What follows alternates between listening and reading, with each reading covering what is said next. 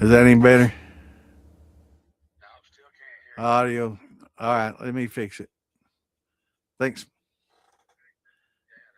All right, let me fix it. All right, appreciate it, brother. All right, so no sound. All right, we got that fixed. All kinds of little issues here today. Yeah, there's a actual mute button on this microphone. If you touch it, it mutes itself. Yeah, no, we'll get it on. We'll get going. You'd think that this is my first podcast or something. Yeah. Oh well, it's a Tuesday.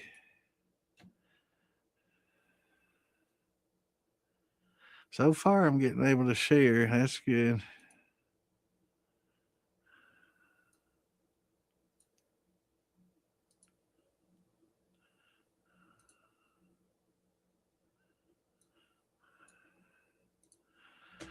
Just a minute. Bear with me, y'all.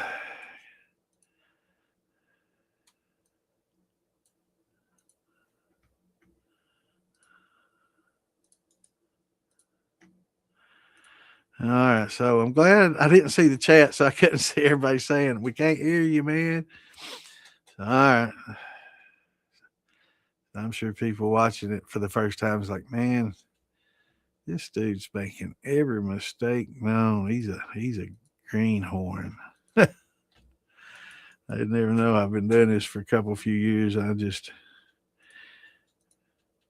in my defense, this is a new mic, so I'm not used to it. But when you touch it to adjust it, if you touch the wrong spot, yeah, they stop me right there. I'm sorry, but I have to finish posting links there at 9:15 or so.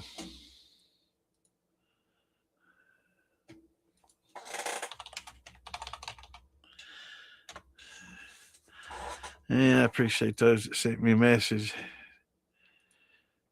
All right. Now let's scroll back and say howdy. Now that y'all can hear me. Can you hear me now? Can you hear me now? Let's see. I'll touch it and there's one spot you touch it and it'll mute the microphone. It's like that right there. And I mute it. So when I adjusted, I guess I hit that button. All right. I was talking to myself. Now I know what you was talking about when you said that, damn it. I thought you thought there's no people on. But yeah, I watch some of these streamers. I guess y'all couldn't hear me talking about it, but I watch some of these game streamers on sometimes I watch them play the same games I do, pick up on some hints and tips and tricks and I also watch them, mess up the same way I do, and it makes me feel better seeing other people mess up like I do. I know it's probably bad, but it makes me feel a little bit better when I see, everybody else doing the same thing, professional gamers, and everybody else doing the same thing I do, and so that's makes you feel a little better. But some of these streamers just getting started, it's like you look and there's only like one viewer or zero viewers, and they're just getting started, and some of them I don't know, some of them may be doing it a while, but kind of I don't know, kind of sad, and it's tough, when you're streaming games and there's thousands of people streaming games, it's kind of easy to stream what I do because there's not a lot of people out there, streaming and doing what I do and talking about what I do and helping people like I do, and for free. But all these game streamers on there, they're trying to make a living doing it, and it's man, that's got to be a tough way to go. I don't know, eating ramen every night for most of them, I guess, because they never have a lot of people watching, and then you get on there and you see how horrible they are at the game, and they have a personality of a mud fence, and it's like, well, now I can see why nobody watches them. Man, they ain't funny, they ain't good, they ain't entertaining. Hell, maybe you shouldn't have quit the day job. I appreciate y'all. I don't know. Seeing everybody laughing. All right, all right, all right. That's what it was.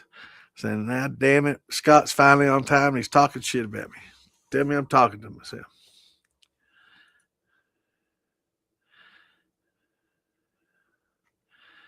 Oh man, everybody. I appreciate everybody. Yeah, I'm a mute now. I do appreciate y'all to let me know though.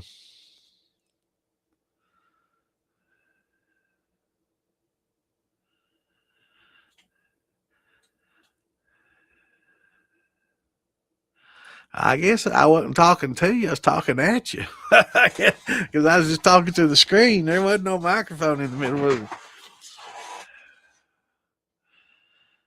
Can't read lips. I bet you read that, didn't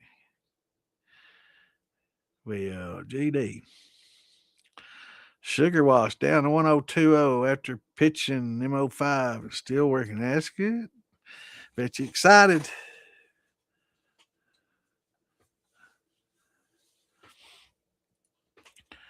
Since it's your only clean and wash, you don't have to let it get dry. Missed you Saturday, JJ. Started a spiced apple wine. That sounds good. Now, do you put the spice in while fermenting or after you've done fermenting? Anytime I've had spice like that, sometimes like cinnamon. Cinnamon's got some antimicrobial properties. So does honey, actually. So that's one of the reasons. I don't know. It's kind of interesting how honey has antimicrobial properties, and I just wonder if some yeast don't get killed because of that. And maybe that's why there's special yeast for meads that work a little better. That's something I really never contemplated on. Interesting. But I also know that copper has some antimicrobial properties. That's why it makes such a good water line. Is it kills a lot of stuff that might normally build up in a water line. But I guess it might be probably not a good reason that you probably shouldn't ferment copper, maybe. But I always added the spices, especially things that might have antimicrobials. There's a few other spices that are that way as well.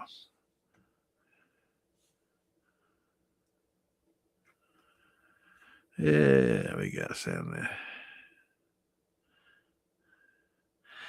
I am getting old, brother. I am. I'm getting there, man. I ain't old yet, but I'm getting there.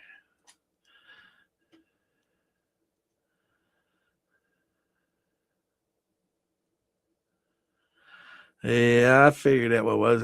You can't touch this microphone to adjust it. When I start, I hold it on both sides and move it up and down on this boom arm.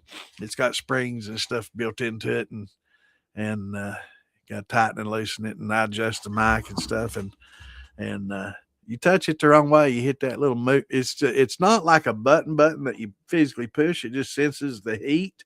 I guess the touch of your finger, maybe the electrical on the outside of your aura, but yeah, it's you just barely touch that some bitch right there, and it'll mute right up on you. Yeah. I was talking to anybody listening. I guess Ann might heard me back there. I always use her as an excuse. Good to see. Good to see you, Irish.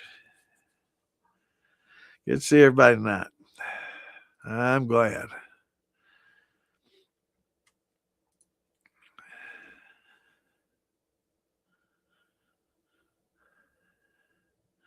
I know, man. They probably say that same thing to me. Look at that poor old man up there. His mic's muted and he doesn't even know it. It's probably his first time on a computer. These young people think that us old people don't know nothing about computers. Hell, I was on a computer programming before they was born. Yeah. I took a class back in 83 when I was living in Florida. And it was early on in the computer days. And I started seeing what computers could do and the power that they had, and like, man, it's definitely going to be the wave of the future. I wish the hell I'd invested in IBM and a few other, uh, businesses and Microsoft, a few other businesses. Well, they weren't even Microsoft back then, but a few other as they came along, but decided to take a little class about it. And I saw this on this, college syllabus. I thought basic computers. So I thought, well, there's the perfect class right there. Teach me the basics about computers. I was so dumb.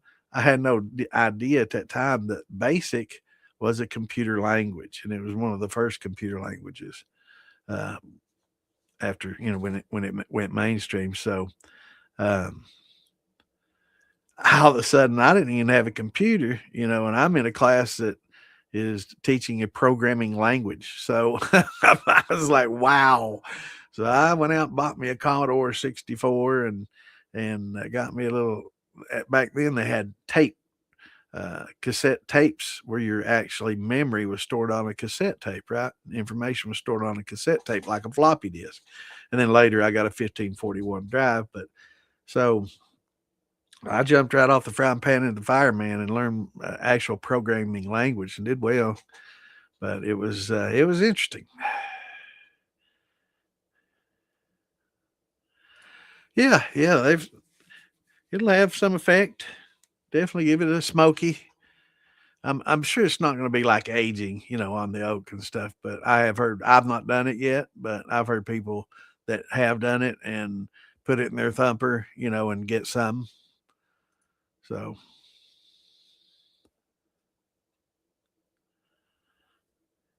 awesome, awesome. Yeah, it's good. Yeah, it should definitely be good. Sour, it will smell sour after in taste. You can taste it. It's harmless. It's a beer. So you can have a little taste and see if you're getting any sweetness. And it's good to taste it right when you make it. Right, just taste it right before you throw the yeast in. Just get you a little sip, kind of get a reference on the sweetness and the level of sweetness, and then drop your hydrometer in there and see, compare the taste to what's it's reading on the hydrometer. This is really good to establish, your palate and hydrometer and kind of compare. And when it's done, do the same thing, get a taste of it and then measure it with the hydrometer and kind of, learn that way. That way, if and when you break that hydrometer and it happens at a bad time, you can go ahead and be, testing just with your taste instead of with the hydrometer until it comes in. But um, oftentimes it'll smell sour. Sometimes it'll smell like puke from organic acids like butyric acid will make it smell like puke. Sometimes it will smell like rotten milk from a lactic, acid. Sometimes it'll smell like vinegar from, acetic acid.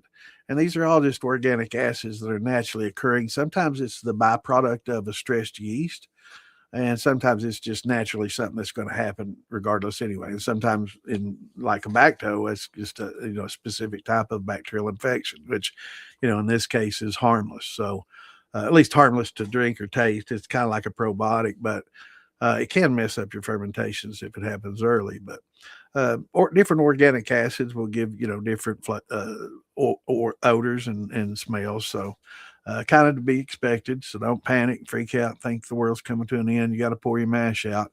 Uh, I've seen a lot of people dump mashes, and sometimes when in doubt, pitch it out. If you're not sure, your health should take priority to a $10 mash or a $20 mash. If it's just cracked corn, a little bit of grain, it's not a lot of money, and it's definitely not worth risking your health over. If you're unsure, just pitch it. But that's why it's good, to ask others that have some experience. Sometimes people see a lacto infection on the top, or a common infection, which is a wild yeast, that's harmless, and they think, oh my God, this is ruined. It's ruined because there's nothing, that lactic acid or that lactobacillus. It start getting white bubbles and start seeing veins of white everywhere, and it looks horrible.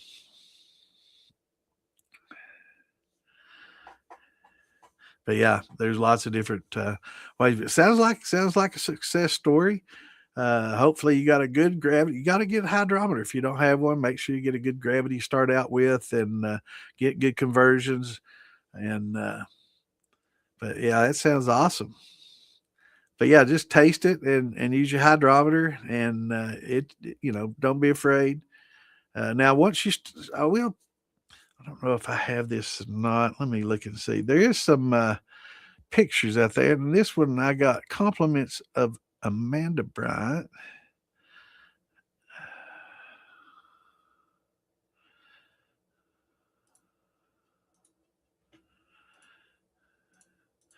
And it helps you identify certain issues.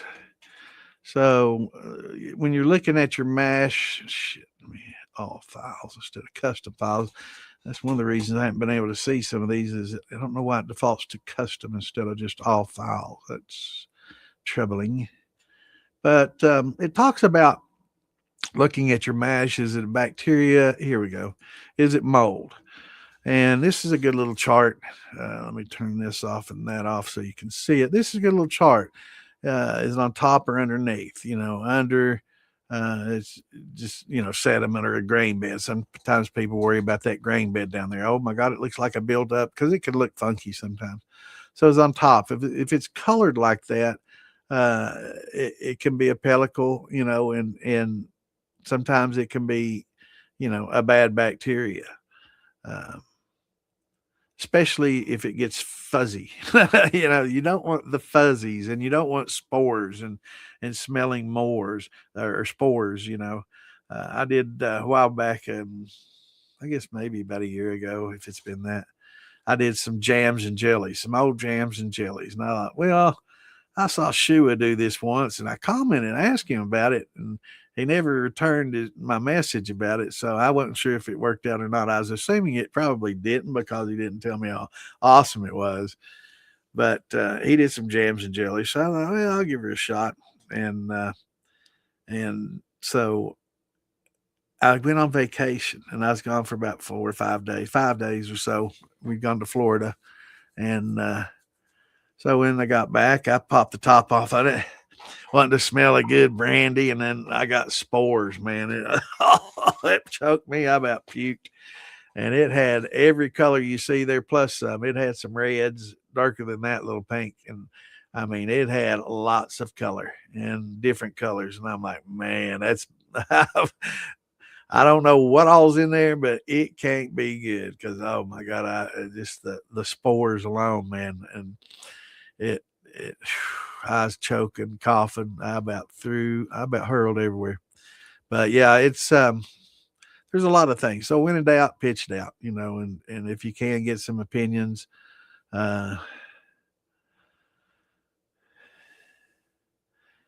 you burn out. Uh-oh.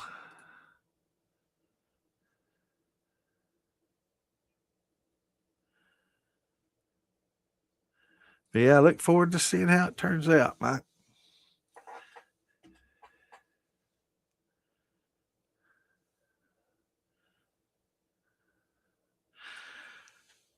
80, 80 proof or less. Generally 60 is good and safe, and but a lot of people say, oh, 80 proof ain't dangerous. It won't burn. It won't burn at room temperature, or less than 80 won't burn. It might not at room temperature, but you increase the temperature, it'll light right up. 60 proof, increase the temperature enough, it'll light right up. 40 proof, increase the temperature enough, it will ignite. So don't listen to those that say that, because they don't know what you're talking about. But yeah, generally 80 proof. I'd say 60 is a good uh, safe place.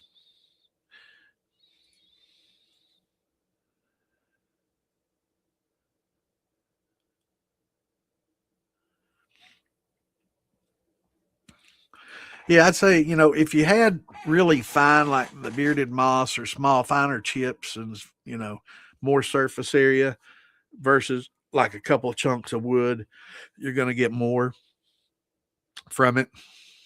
Also, if it were in the thumper, and it had time to, you know, work a little bit and get some flavor in that, then it might work a little bit. But I would say the smaller, like if it's the chips that they use for smoking or something like that, and they're generally pretty small, and you've charred them up a little bit, I would say you'd probably have more luck with that than like just big chunks of staves or spirals or something like that.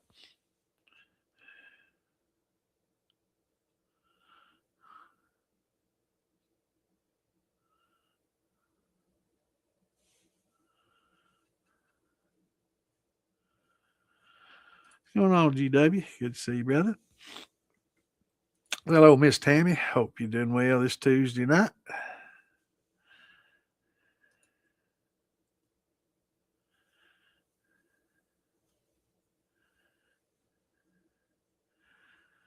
Awesome, awesome. Hope you have plenty of headspace. I know you know better. Yeah, somebody I was talking to just did their banana rum and used some brown sugar like I do, and man, it turned out really well for him. I can't remember who it was. It's fairly recent. It's hard for me to remember, but it's one of our buddies here. I can't remember who it was.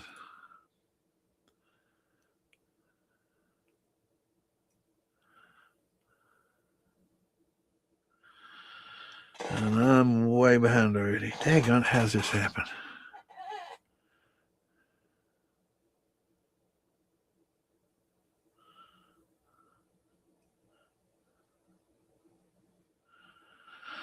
Hey, I'm glad, brother. Well, I mean, Johnny, just because it works on doesn't mean it wasn't a problem. Sometimes the stresses are like minimal, right? So it only, killed a few yeast out of the millions that are in there, but just the stress of a few might create some off flavors or something. So specific spices like cinnamon, especially, I might wait and put those in because it's not going to benefit your fermentation for cinnamon to be in there because there's nothing fermentable from it. It's just not going to, over time. I don't think it has any changes or makes any improvements or anything like that. So flavor spices that don't, that you're not going to get any kind of benefit from, probably best, not to, introduce them till either late or at the end of fermentation. Because it's not really going to benefit you any, to have them in there. Now, certain things that kind of develop flavor over a longer period of time, the longer they soak, like maybe a clove, might soak and create more flavor over time.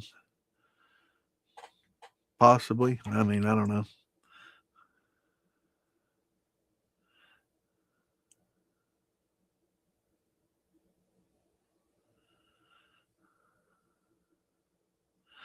Awesome. No, it's a good thing. Yeah. Yeah, concentrates are great for your thumper, man. Sounds like it'll be good. Also, you make some good hard cider with it.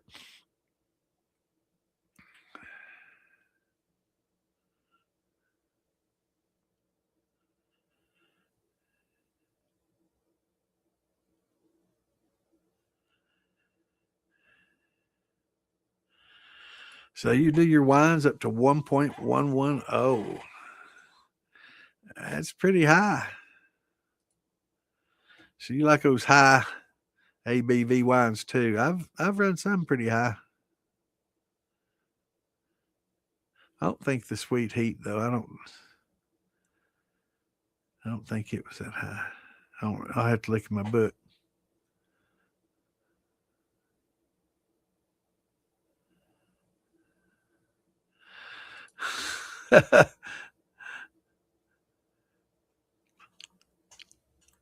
Nah, it's just me moving my lips. So how'd you going?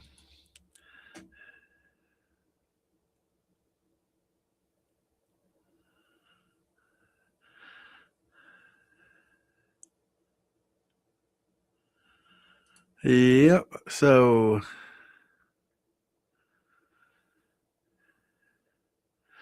seal cock. So you got a it's like a spigot, right?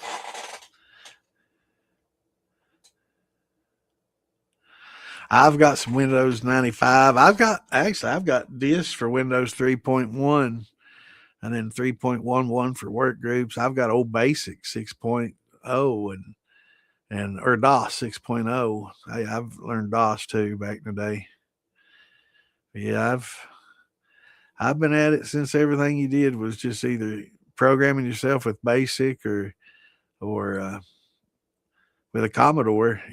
I've actually got some old hack programs and and copying and pirating and that kind of stuff from back in the early 80s. I guess around, I don't know, when did DOS come out? I'm going to have to Google that. When did DOS come out?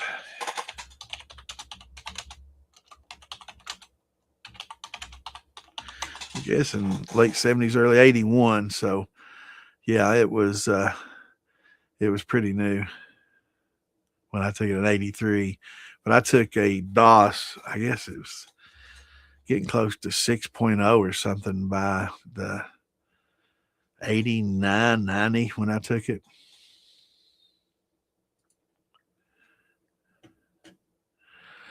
Hey, you're a little bit late, but I'm behind, so we'll look over that.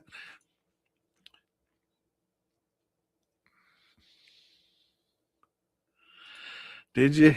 I didn't. I didn't learn Fortran and COBOL, but I learned BASIC, a little HTML, and a little VRML, and then of course the DOS.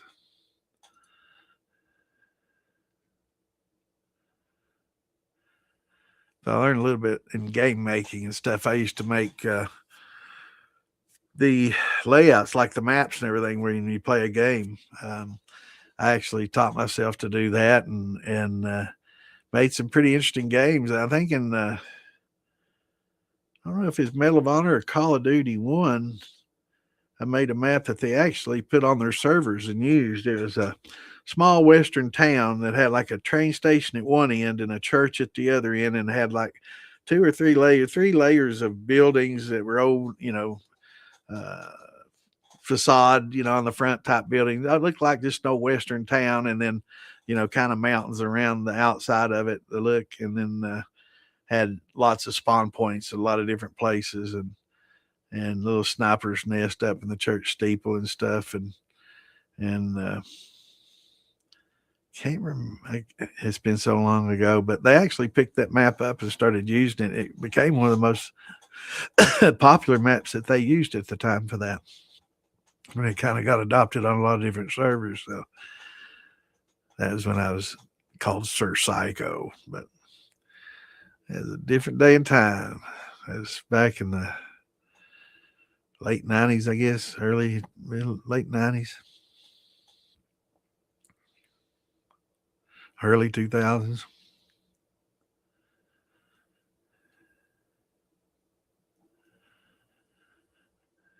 Did you send me a message, brother?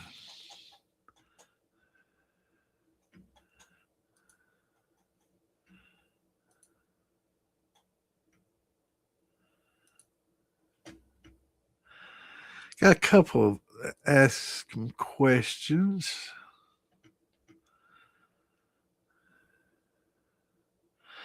And no, Stephen, that wasn't a sway, Nick. I can't believe I typed sway as swan. There's my typing. Swan, Nick, not sway.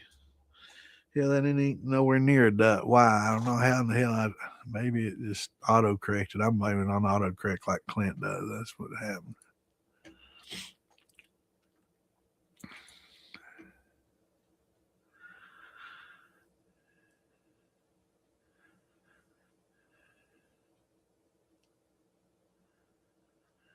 Yeah, porn. That's good. Yeah, that'll get you to open it up quicker, won't it?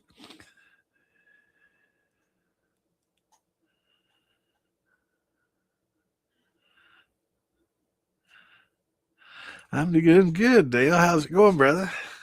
How did the Louisiana Moonshine Festival go? I heard it's pretty good. I heard a lot of people had a good time. I wished I could have made it.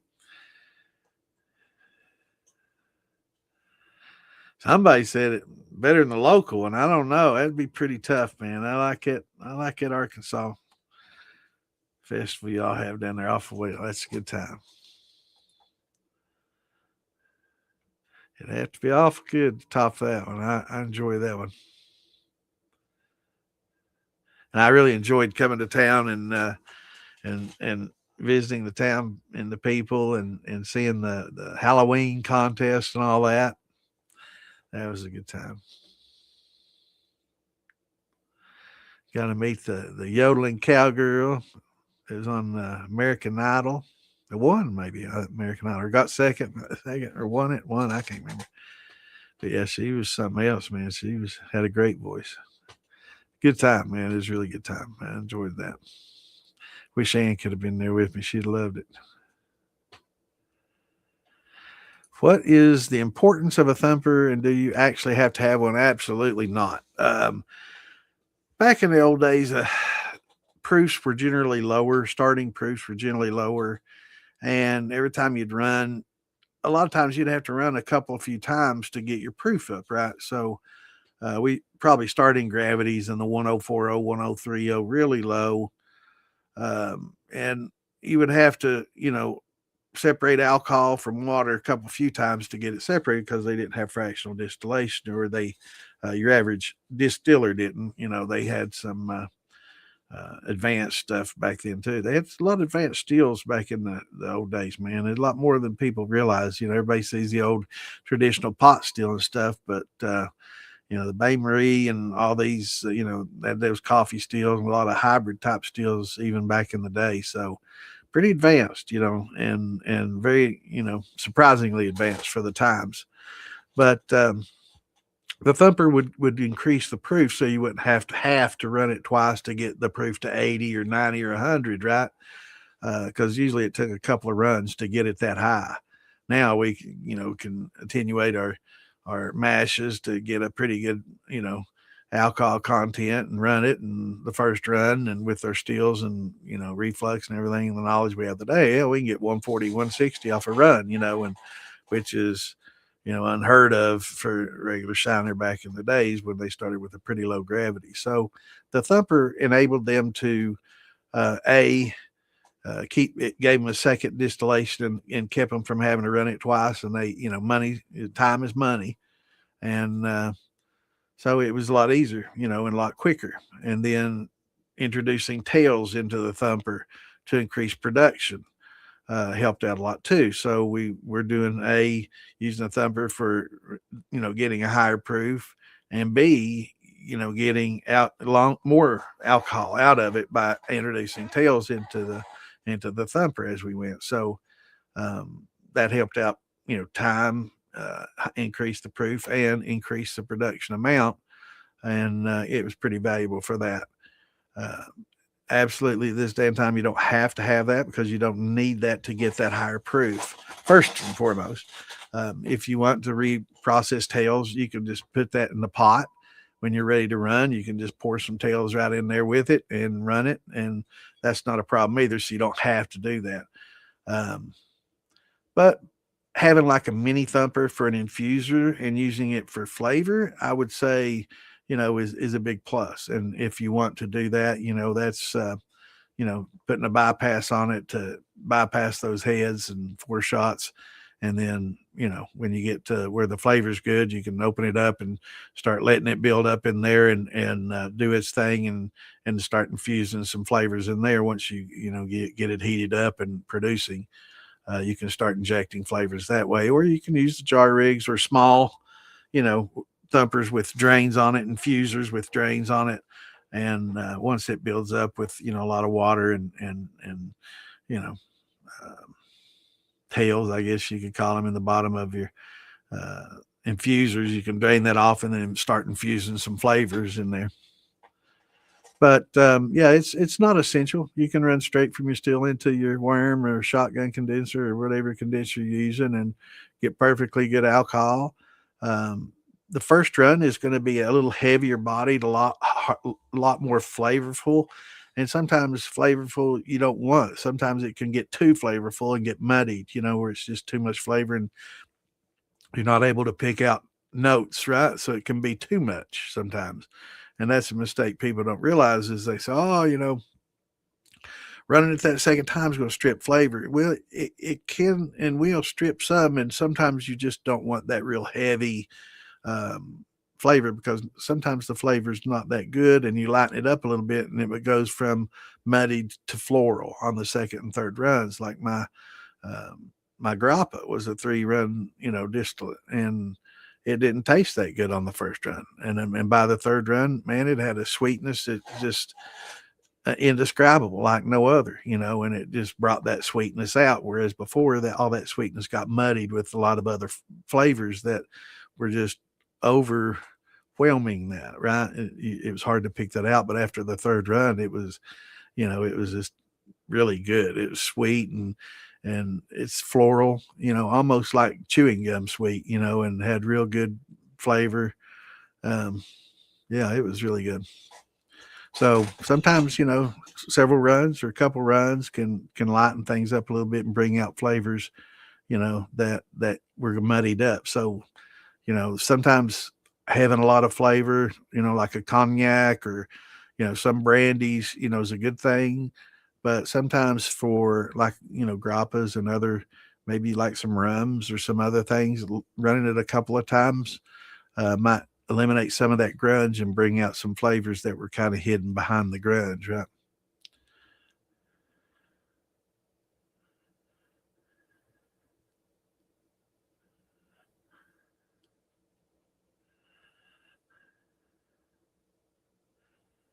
But yeah, you don't have to have that thumper at all. No, no. Actually, when the bubbles stop, it could be just a stuck fermentation, and the yeast are dead. Something could have killed it. The pH got to 2.0, and it's acidic. The the yeast died, and there's no yeast there to eat and consume. And create more. The temperature got so low that they were just dormant and quit. Feeding, so you're not going to get a lot of bubbling from that. So there's a lot of other things that can cause it to stop like that. That's why we want to use the hydrometer, a thermometer, and the good old, taste test, just to also see what's going on, and pH paper. Those three things can really help a lot. Thermometer, hydrometer, and pH paper will definitely three essential tools, right? Don't have to have them, but it's definitely helps. I got a message earlier today. A buddy of mine had a sour mash working, and he's having a lot of trouble with it, and he decided to put some oyster shells down in there, and next thing you know, his bag of oyster shells was gone. And I guess that pH was probably two or less. It was highly acidic, and it was just so acidic, it was killing everything. And it ate those oyster shells up pretty quickly. And I'm like, yeah, I might put some more in there, man. And so, yeah, there's a lot of different things that can cause it. Generally, temperature, pH are two of the, or it could be done. Or you may not have had a lot of fermentables to start with, and you may have sugars in there, but they're just not fermentable sugars. So, that can happen as well. And then you taste it and it tastes sweet. And it's like, well, hell, it's sweet. The yeast should be eating those. Well, sweet to the taste doesn't mean that it's something that your yeast can consume. So it still may be, a complex sugar, that your yeast just not able to consume. So, and the hydrometer can't tell that. So it's showing that there's sugars in there.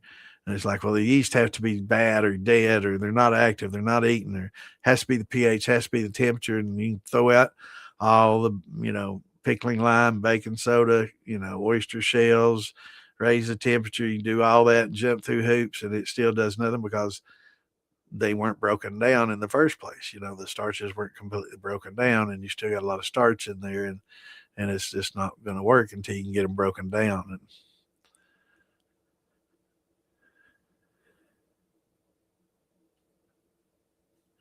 yeah, I'd say it's best to learn without one. It's an intermediate to advanced tool for beginners. That's one of the worst things that Bever ever did was put a thumper on all those little 3-pot stills, because it messed got more people. And a lot of times it was just a slobber box, which wasn't as bad, but it really it got a lot of people confused and overwhelmed, and created issues for beginners that they weren't really ready to face, and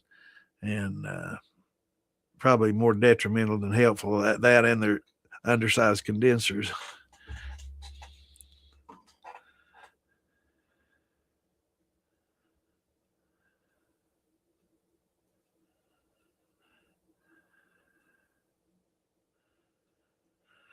Yeah, that's sad here, brother.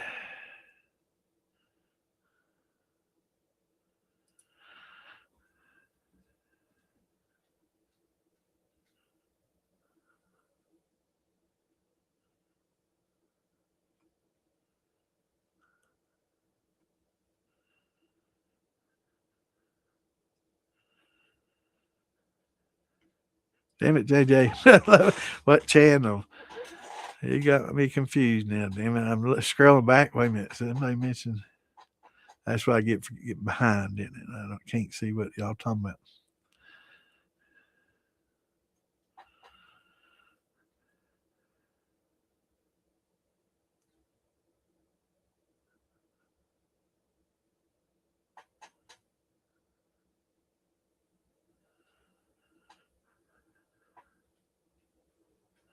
Yeah, it doesn't double it. It's not what a lot of people call it a doubler, and it's not.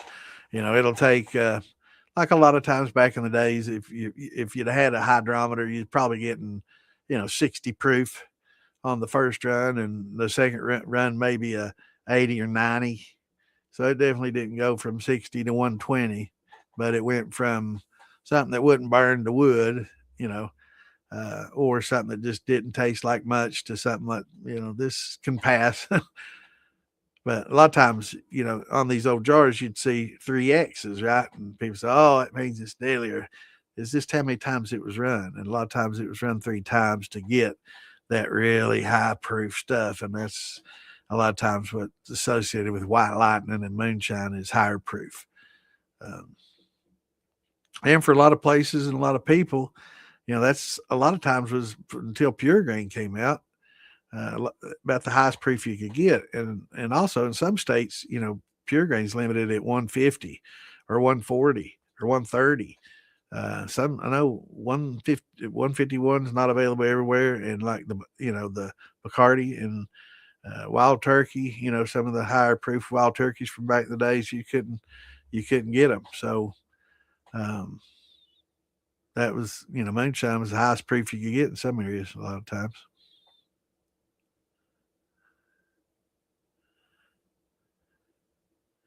Oh yeah, definitely.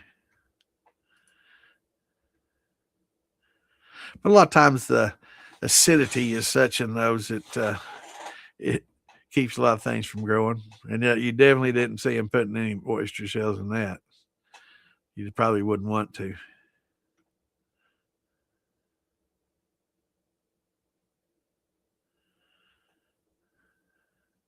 Right. And then you're introducing the since you mentioned closed systems, also when you use a thumper, you run the risk of implosion a lot higher. So um, definitely don't want that to happen. Somebody showed me a picture today. They got them a new stainless pot, and it was basically a big stainless barrel with a banded top. And I said, weld you a ferrule and a pressure relief and vacuum relief valve on the top, and ball valve. And he's like, well, I'll probably might do that later. I don't mean like the fancy vacuum and all that. I mean just a standard ball valve, half inch, cheap, 8 6 8 bucks.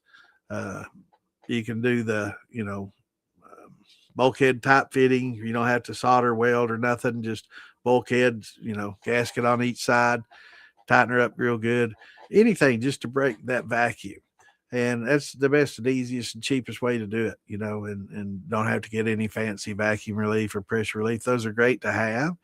Uh, in case you forget to open up that valve, it might save you if you forget to, but just training yourself as soon as it's done, and you turned off the fire and the heat, and it starts cooling off, just immediately open up that valve. You can watch a little steam kick up and just train yourself to see that steam and let it relieve the pressure and be able to suck back in once it starts getting a little bit cool, because that's what it wants to do, that vacuum, especially once you put a thumper in line.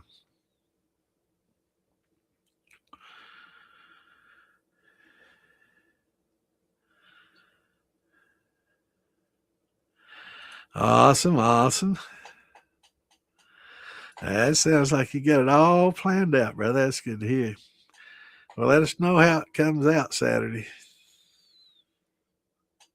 Oh, hell. I forgot to put them back up there. Damn it. What's going on, GW? Good to see you, brother.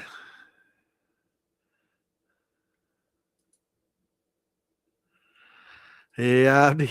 I turned it off. When I show these pictures, I like turning it, shutting it, because sometimes it interferes with the pictures a little bit. show and tell. My mom was a teacher before she got into real estate. And she used to teach elementary school, and on certain days when our school was not in session, but hers was, she'd take me to school with her, you know, 'cause instead of getting a babysitter, and we'd do show and tell. I remember, yeah, I can tell that story.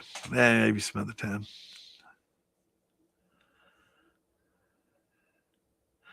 Oh my goodness. Well, I hate to hear that, Miss Tammy. Hope you're feeling better. We'll all pray for you. I'm doing okay. I've got a little cold and some sniffles. I've got some Kleenexes here. I noticed earlier my nose was draining. I'm like, man, I hope on the podcast and I don't start getting little runny noses dripping off my mustache, because ain't nothing looks worse than snot drizzling off a mustache. Well, except going outside and it turned into an icicle. That's the only worst thing, I guess. That's happened to me before too. But man, we'll pray for you, Miss Tammy. I hope you get to feeling better.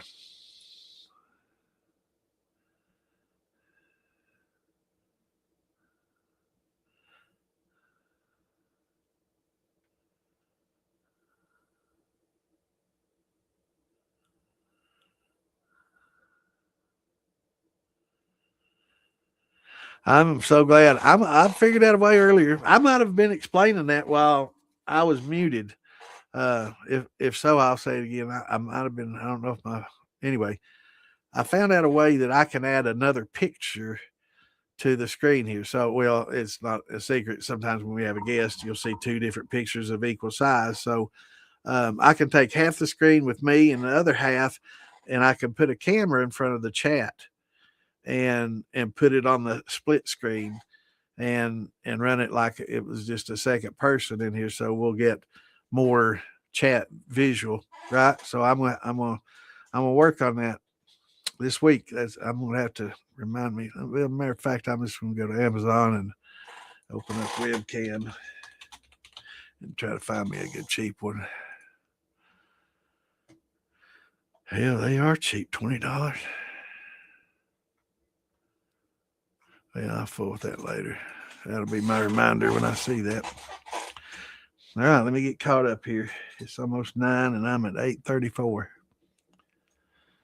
Can talk a little bit about temps on the condensers. I believe I heard on the shit show the other night that too cold wasn't right. Yeah, you can get too cold and you can get too hot. And I don't mean the water that's going around. Well, of course, it transfers to the water that's going around it, but you want to measure the temperature of the actual distillate. So you want your distillate to come off between 65 and 75, 60, 80, still okay, good range, right? But 65 to 75 is the Cinderella zone.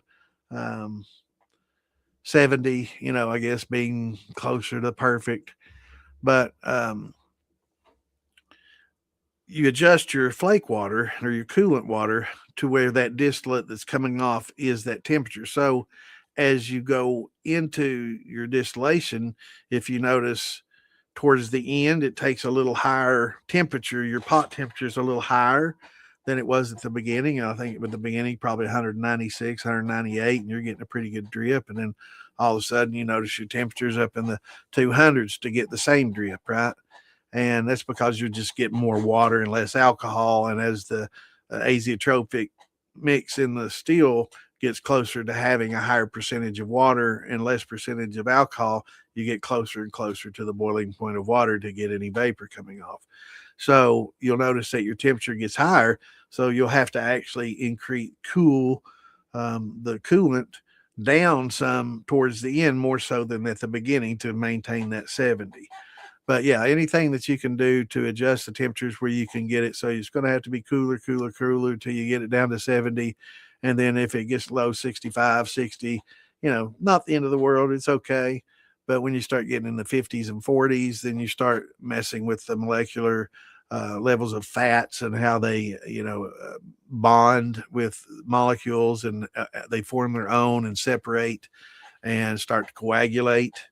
We've seen how, hamburger does, in the pan after frying burgers, it's nice and clear. And as it cools, it starts to get thick and, kind of coagulate and turn white.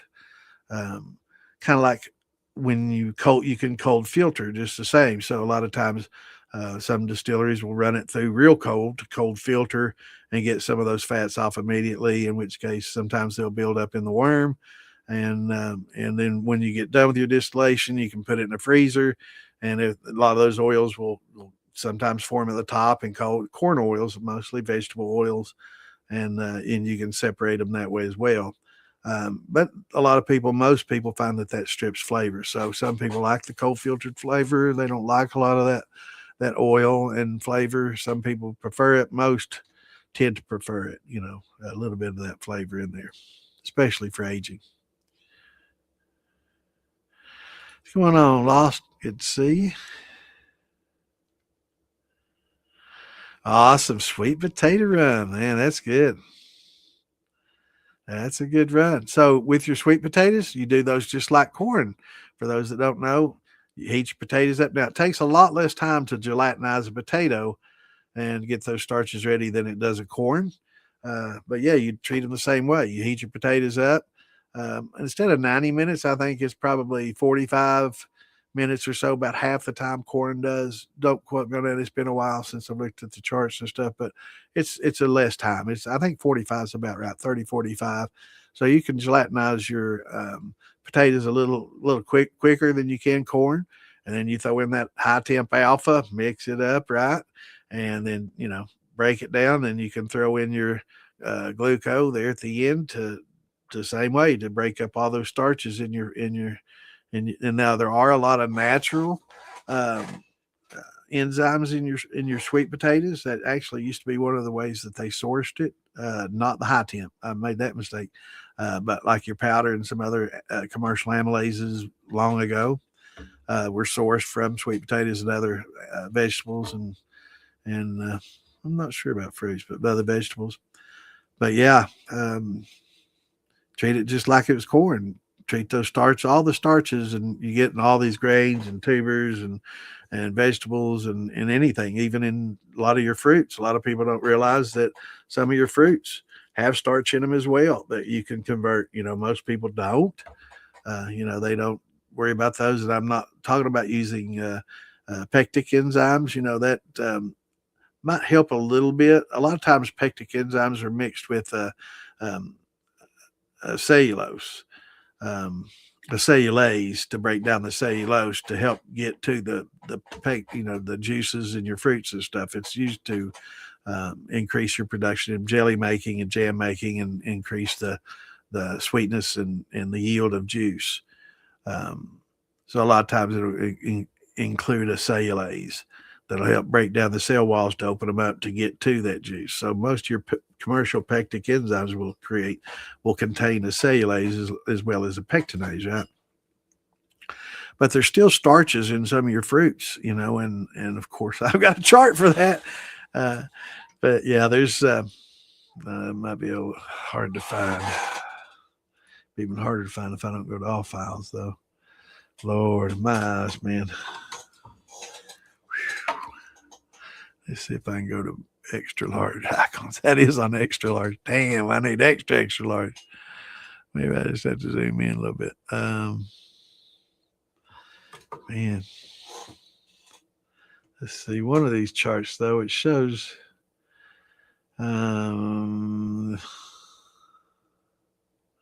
Yeah. Shit.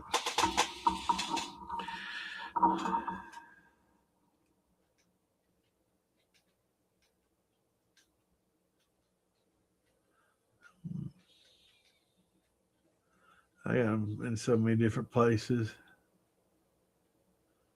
And it might not be a picture, it might be text. That's the different pHs of fruit juices and drinks. That's a good. I need to upload that one to the DIY and militia page, but yeah, I don't see it. But anyway, it shows how many grams of amylase to add to some of your fruit, and to break down the starches that are actually in that fruit. It's minimal, you know. A lot of them, but like a banana, it's got quite a bit of starch, like in a banana. So you could actually use some alpha and some glucose in your banana rums and stuff to get a little extra. Now, if you use a rum, um, if you use a rum yeast, you probably get a little extra glucose in there, and it'll help break that down. But yeah, sweet potatoes are good.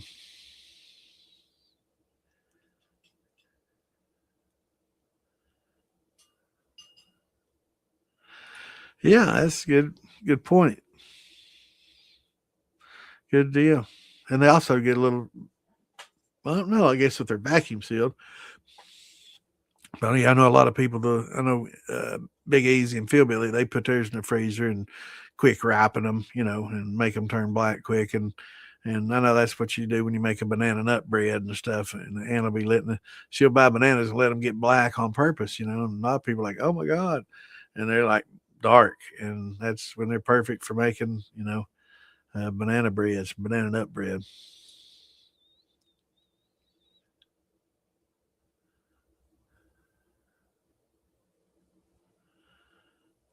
I don't know if I should put that up there or not, man. You might get in trouble. That's funny. Yeah, that reminds me of this joke. This guy's going through the grocery store with his wife, and he puts half case or a case of beer in the cart, you know, and she's like, "We can't afford that beer. You know, here we're trying to make ends meet. You're spending all that money on beer." And she grabs that beer and puts it back on the shelf, and they're walking along, and she to the makeup aisle. She starts getting this expensive makeup, putting it in there, and and he's like, "Heck no, we can't afford that expensive makeup." And she's like, "Oh, but it'll make me pretty for you." And he's like, "Well, that case of beer is half the price, and it makes you look just as damn good." I thought that was pretty good, man. That's funny. It was a beer commercial. I think it was a Miller Lite commercial or something. It was funny as shit.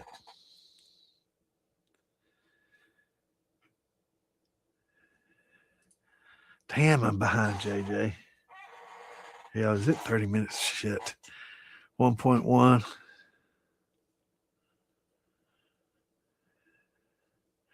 Yeah, I'm trying to think. My sweet heat was up there because it almost produced about 14%. So it had to be up there pretty good. Let's see, where's that at on the chart? Damn it. All these buttons. Yeah, let's see where it is on the chart.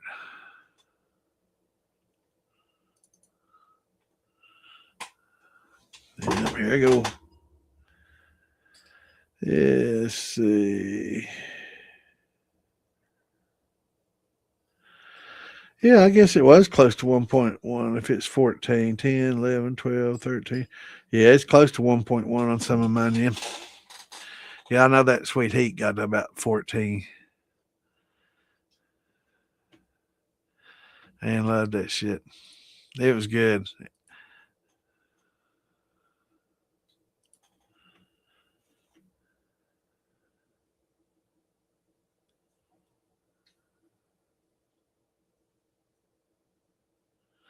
Yeah, some of the honey, man, it's like they make it with just sugar. I mean, how do they do that? What does anybody know that makes honey and knows how they make the fake honey? Because some of that honey, you know, you get and you think, oh, this is all natural honey, you know, from beehives, and it's not. It's like half beehive honey, and then the rest of it's added sugar and water and lemon juice or whatever they do to make it. I don't know what do they do. Anybody know? I know. Yeah, he's probably not watching it now, but I got some people that are beekeepers, friends that get on here sometimes.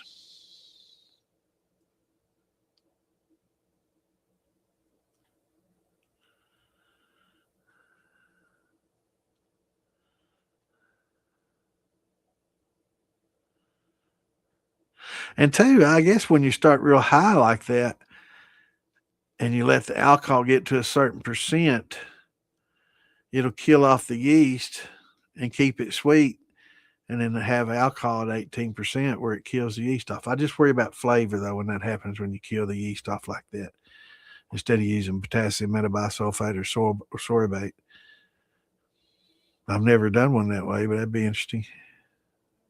Yeah, I've done some real dry too, man. That got that strawberry. It got dry as fuck. I mean, it's you take a drink of it, you're like you want to implode, man. Your body just but it's good. It's got good strong strawberry flavor. It's just not sweet. Yeah, I think freezing it, any moisture in there kind of causes the cells, to bust, and anything that's got that moisture trapped, it forces it open, when it expands and freezes. So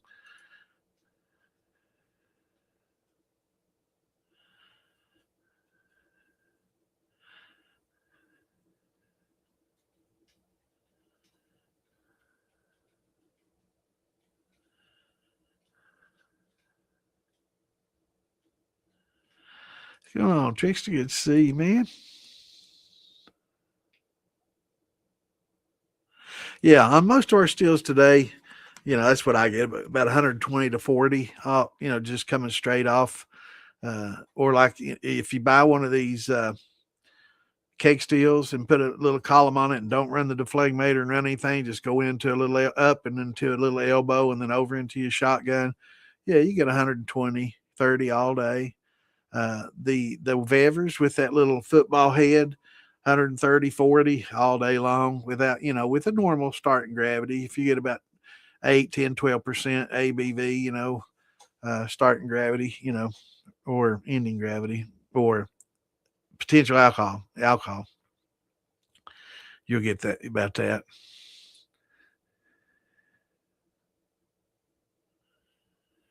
Now, pectic enzymes is good to use too on your bananas. That'll help them a lot. Any meaty, like peaches or apples, anything that's got a lot of meaty flesh to it. Yeah, your pectic enzymes help a lot.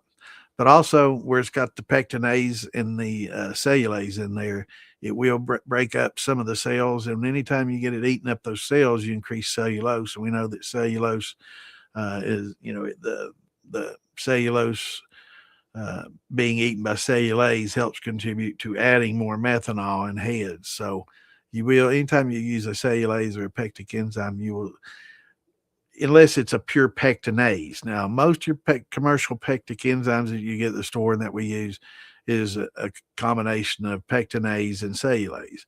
If you use a pure pectinase, you're not going to increase the cellular degradation and breaking down and eating of the cell walls.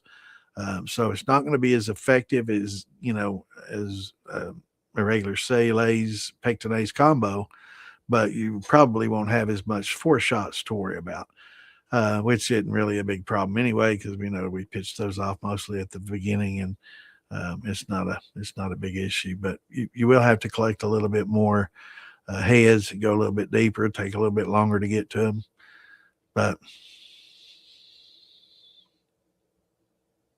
it's worth it to get to that extra juice and flavor in the long run for sure.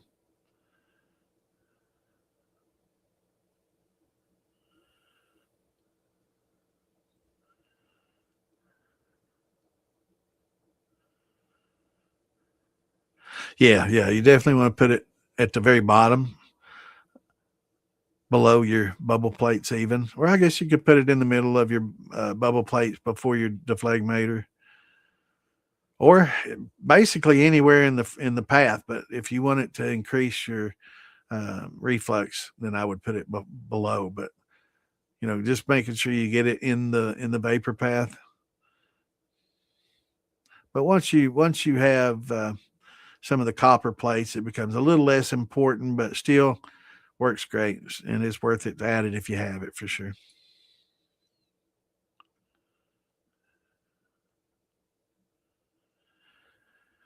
All right, GW, good to see you, brother. Take care, my friend. We'll see you Saturday. Have a good week, brother.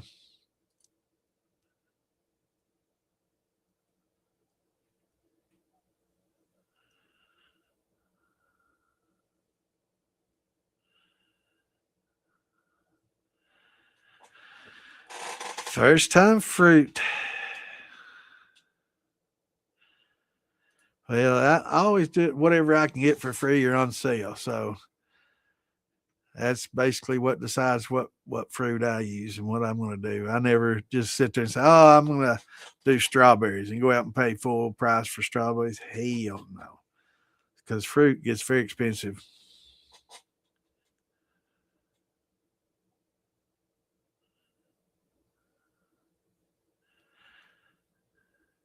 That's good to know.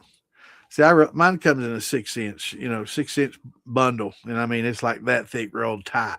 So when we roll it up, roll it fairly loosely to allow the vapors to flow through it freely, and yeah, it helps a lot. It's interesting though.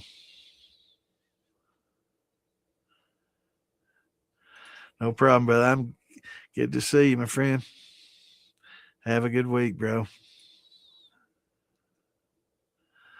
Yeah, which store was it, Clint? Do tell.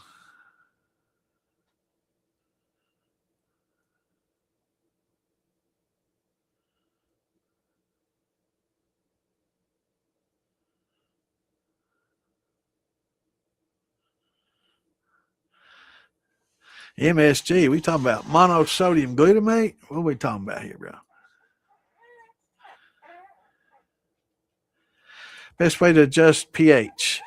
If you need to lower pH, a lot of times it depends. If you have back set with some flavor, and like if you're doing a peach brandy and you've got some peach brandy back set, using that back set to adjust it works well. But most of the time, people are adjusting pH up. And the best way to do that is to avoid the need for it in the first place by using the oyster shells.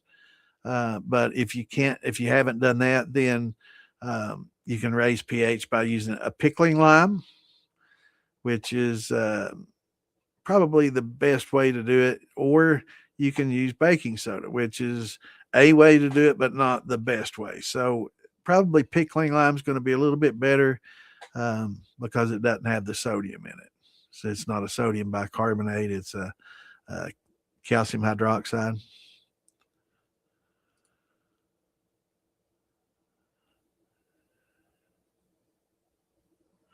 I do both. I do both. But freezing it will allow you to use less pectic enzyme. But I like doing both.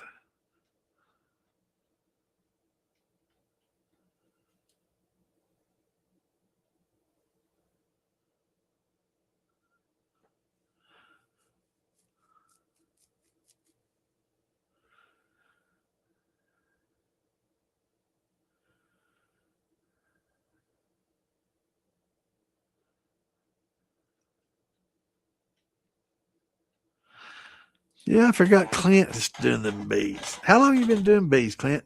There's somebody who else is it that does bees and been doing bees in here a long time. Now I know Mike has, but he don't get in here a lot. Every once in a while he'll jump in here. He's the honey man. He and huh? Yeah, Mike and Michelle. Um,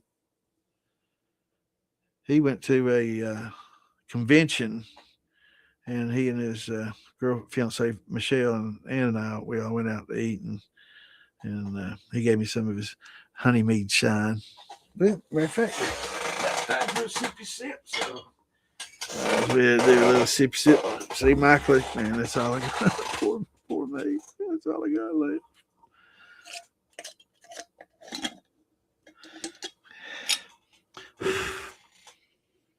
But over time, man, it has been a while since I drank this, and it's got sweeter. Damn, even sweeter to the smell. This is wow. That's getting a really good floral note. Man, that is good smelling. At first when I first drank it, it was good. He's been doing it about a year, and it was great for somebody doing it a year. Wasn't the best, but I let it sit for a few weeks, and it got better.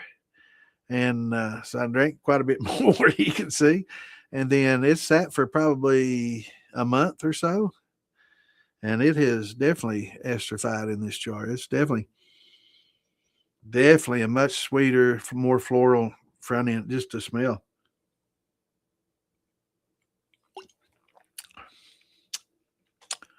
flavor too. Definitely better.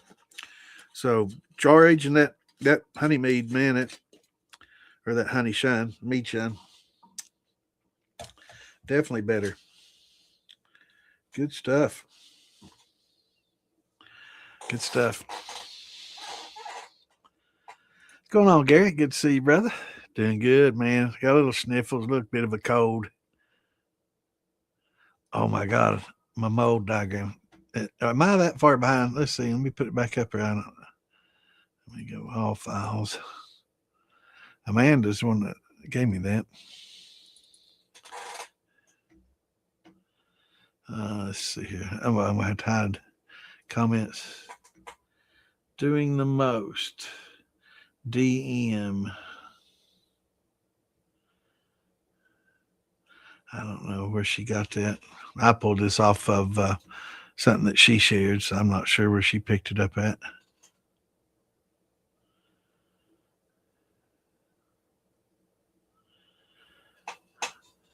Yeah, I didn't even notice that before, JJ. Yeah, I don't know who that is, but they want copyrights. I mean, I'm spreading the word and sharing their info and showing their logo, so I don't reckon they'll get too upset. If they do, they can contact me and I'll make a new chart. Damn, I can't believe I'm that far behind now. And I need to share these links. Appreciate you reminding me, JJ. Daggone it. Okay, good. Let me share these real quick and then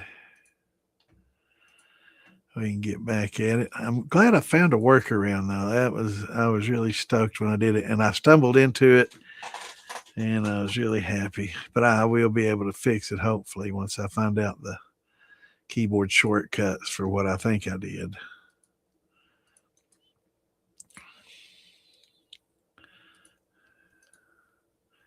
But I did find a fix for it. And daggone, wait a minute, man. Shit. It's got that chart on there. I don't want to share it with that chart on there. So let me wait. There is a bit of delay.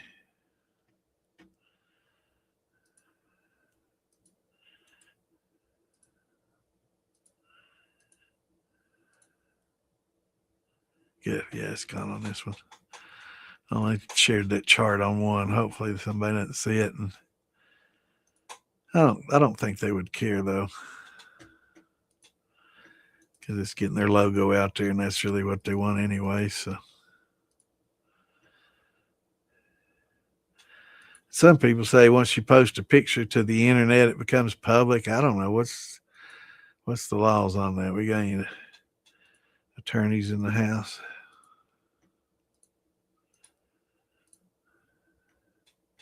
But I'm glad I found my workaround. And you wouldn't believe what it is, but it works.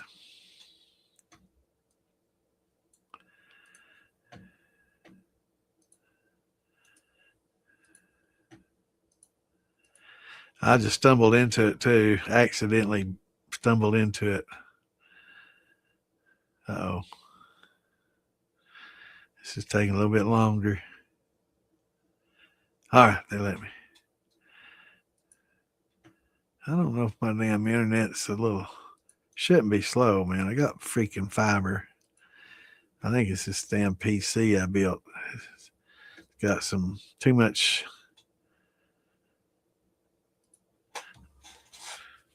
stuff looking for new updates and all this stuff and checking for errors and all these things. Let's see. What is today? Damn, this group's so damn slow. That's about all that gets posted in this group is my damn videos. It's a pretty good sized group too. It's about 8,500 people. Huh. Well, don't have a lot of activity there. Well, I posted there last and it won't let me, so I guess oops, I didn't mean to do that. I'll post it to there at 10:30.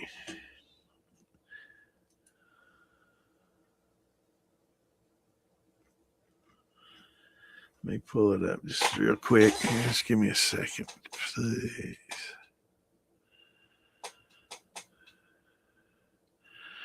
And there's some other groups out there that where the heck is it? Some other groups out there that I don't post my links to because a lot of times you have a lot of your own shows and stuff from your site. So I don't, out of respect, I won't post to your site unless you ask me to, and then I'd be happy to.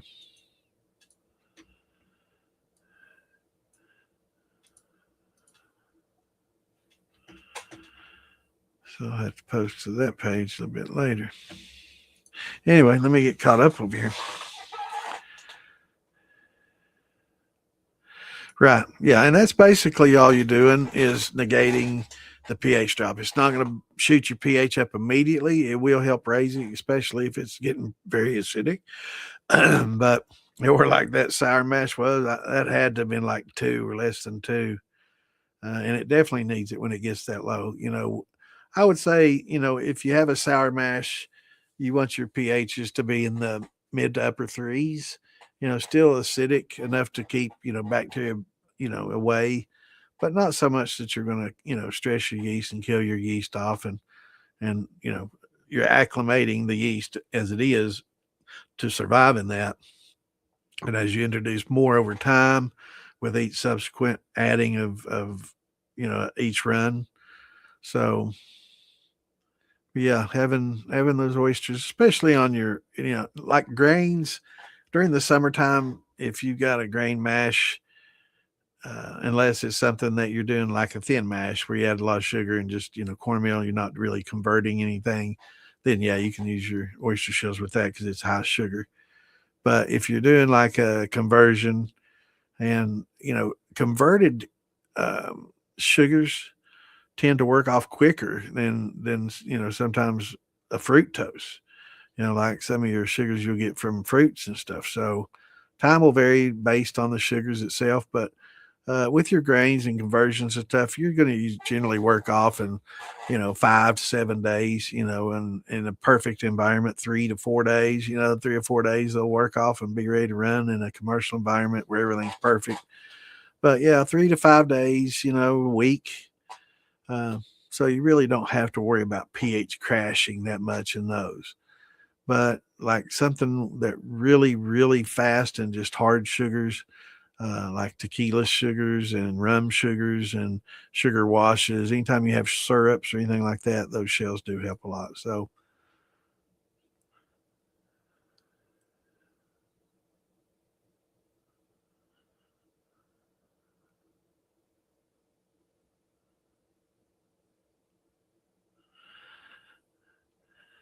yeah.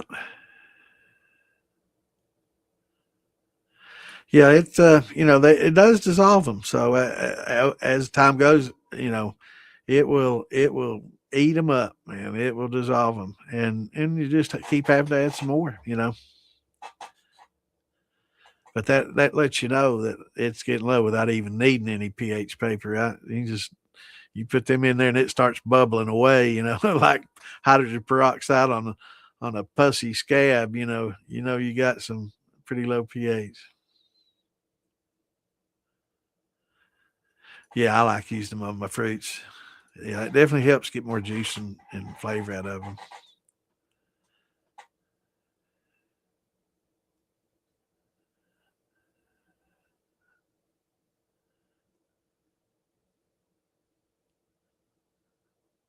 Yeah, and what I do, like if it sits for a week or so, you're worried about bacteria building up in them. Rinse them off. Sometimes they're porous and very porous. And sometimes, you could actually use them as a filter, right? You could crush those up. It's kind of like a dolomitic limestone. It's got pores going all the way through it. So you could technically use them, as a filtration, right? To filter, stuff through. But anyway, back to the point. Those pores, a lot of times, some of this pieces of fruit or pieces of grain or, some oils and stuff like that from your vegetables and grains and other things can get down in there. And, if they sit for a while, it can, bacteria can start forming on them and feeding on them. So anytime that happens, when you're boiling water for your next mash or for the next steep or, to add sugar in to dissolve or whatever, um, throw that pouch in there and let that boiling water work on them while you're heating it up, bringing it up to temp, and let it kill off anything that's in there, and just fish them out with some tongs, and it'll be good and ready. No, you don't have to worry about any bacterial, because that's a big concern. Carrying bacteria into your fermentation. So you want to be not have to be sterile. Like we talk about, you've seen Dunderpins, they are far from sterile, but it does help to be sterile. I'm a lot more conscious about it now that I've learned winemaking, because that's really a big important factor in winemaking is making sure everything's good and clean, sterile, because you don't want lacto in that. Even though some of this modern stuff has lacto, and yeah, you definitely don't want that or other bacteria.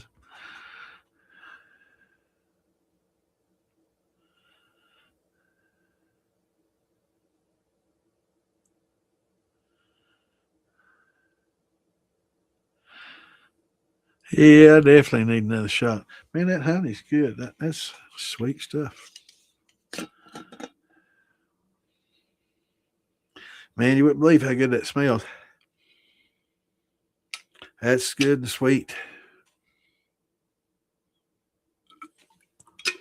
And florals got some good floral notes, man. That's Mikey. It's definitely getting better, brother. Not that it's bad to start with, but definitely time is helping it. Definitely good stuff. Uh oh, we've infected somebody else, man. Good to see you, brother. Glad you got the bug. I'm telling you, it's an enjoyable hobby, especially making the wines and the brandies and branching out. I started out making just thin mash corn liquor and made that for a long, long time. But then started getting off into making rums and brandies and tequilas and different distillates. And it's a lot of fun experimenting and playing with a lot of different things, man.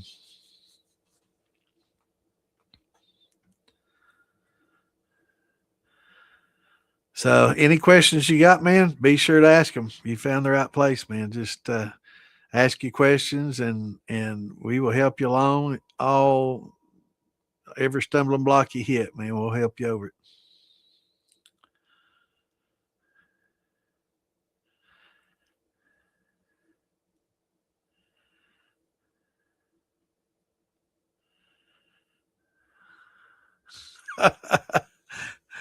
uh,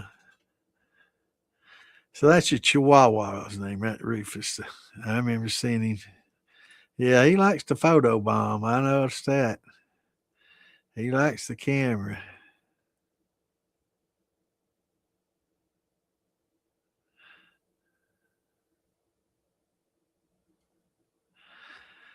Yeah, it's good to have you with us, Heretic.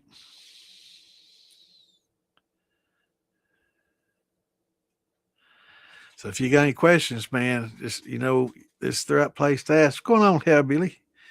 Good to see you, brother. How things going down?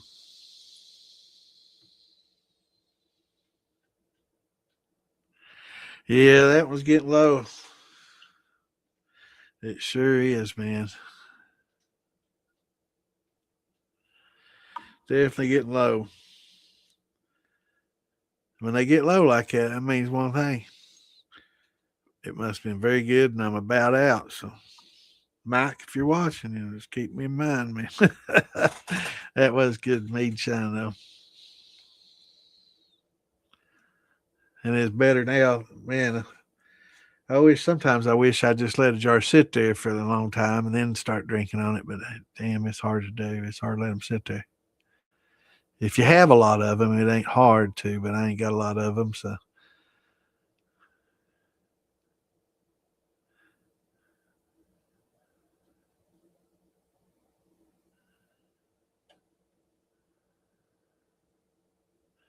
Yeah, yeah, you can use a lot of different starch, a lot of roots.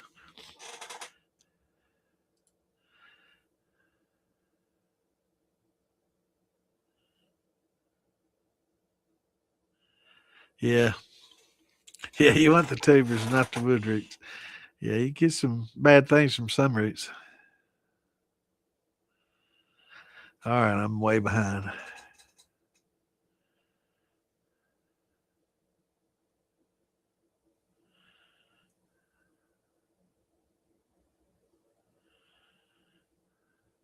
What's going on, Caleb? Good to see you, brother. How you been?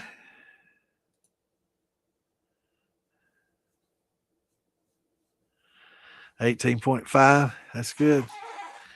That's about what the EC 1118 is, and some of the wine yeast I use is like 14 to 16, like the Blanc and the Premier Blanc and Premier Rouge. I think it's like 14 to 16. Yeah, what happens is in fruits, most of it's all cell, right? There's cells in there, and what happens is those cells are full of water a lot of times. And when anything freezes, it expands, right? And some of these cells aren't able to; they're not elastic. The cell walls aren't elastic, and don't have enough elasticity to stretch, so they bust open. And that's basically what the pectinase and cellulase does. Now, the cellulase will break open that cell wall, and the pectinase will convert a lot of the pectins, right? So both of those combined will help create and create juices from pulp, basically.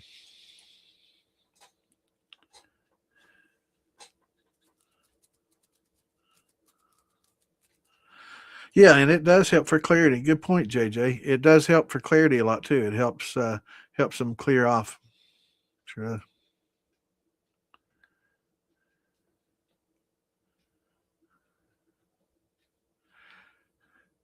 3/4 quart. Now it will depend, Trickster, on the size of your steel and the amount of mash that you have in it and the ABV of it.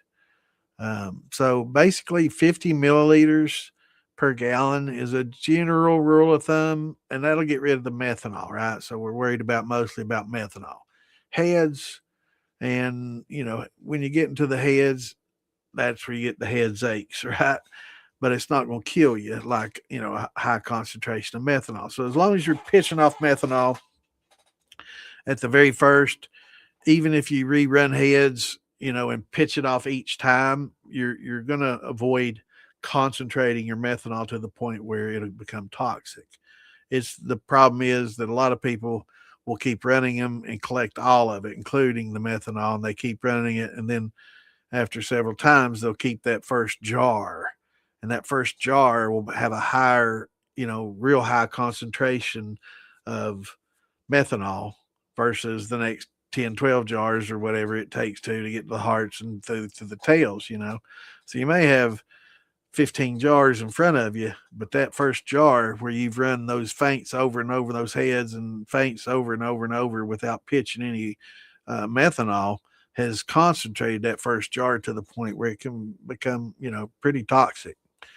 Um, so 4 shots, really, yeah, you want to worry about that. So 50 milliliters per gallon is a general rule of thumb, but that'll keep you pretty safe, regardless. Uh, and then from then on out, it's just heads, and you can generally smell those. They're less critical, not going to kill you, but man, they can make for some bad headaches. But they can also make for good flavors if you cut them off get them at the right point and age. That's what's some of the heads in this. When I got it, it had a little bit in there, not enough to ruin it, but you could taste a little bit, and that's why I said what probably wasn't the best I've ever tasted. But if you're going to let it age, that's what you want. So he had just cut it off at the end of the heads right before the hearts, which if you're drinking it immediately is not going to be as great. But obviously 2 months later, definitely works into some interesting, definitely some good flavor smells. Definitely a good sweet smell, really good smell. and I am still behind.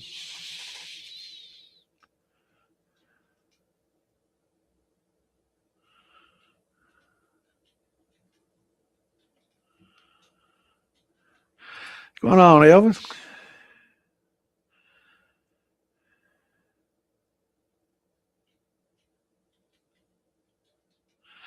I am drinking. This is some honeymead shine I'm drinking right now.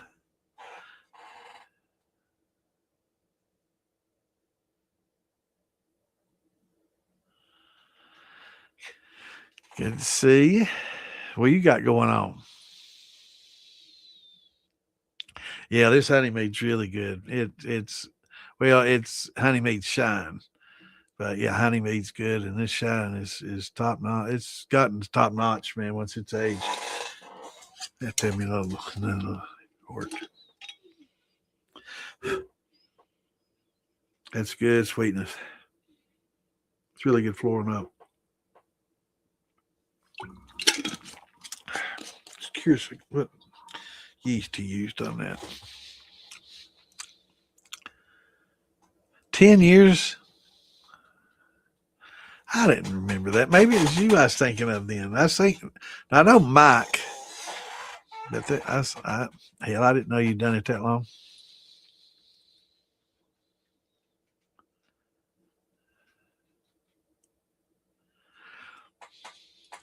No, that's not true at all. No, the purpose of freezing it is to expand those cell walls that are full of moisture, and when they break, it releases a lot of the juices and a lot of the sugars that are contained in that cell that power the cell. So it's not gravity. It's getting more sugars and more juices out of those that you can ferment.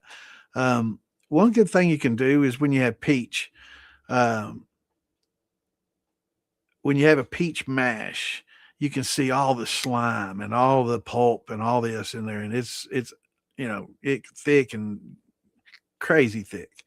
And the same with with a lot of other fruits and stuff, apples and stuff. Before you, if you don't press them and just use the juice, once you use that pectic enzyme and let it work overnight and look at it the next day, it's just like a lot of that slime and a lot of that pulp is now gone and it's more juice. So it's actually the cellulase breaks down, in freezing, well, that's different in pectin enzymes, um, and cellulase is breaking down that cell wall to do the same thing. It's instead of that cell wall freezing and busting open from the moisture inside breaking out, it's actually eating into that cell wall and releasing them. So yeah, you get the dual purpose. Now, as far as I'm not sure. Yeah, the yeast itself, I don't think will break down the cell wall. But they definitely, as far as starting gravity, I'm not sure what the corresponding is on that. It definitely helps thin it out. So, if you drop a hydrometer in there, it's gonna float properly instead of like in a lot of a pulp. So that, it would definitely help you get a better gravity reading. But you should be straining and doing that anyway to man, they're burning me up on Facebook here. Let me see what the hell's going on.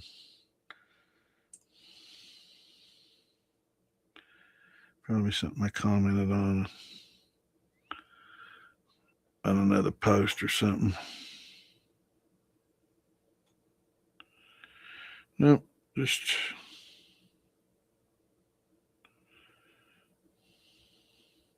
it is commenting on some of my posts.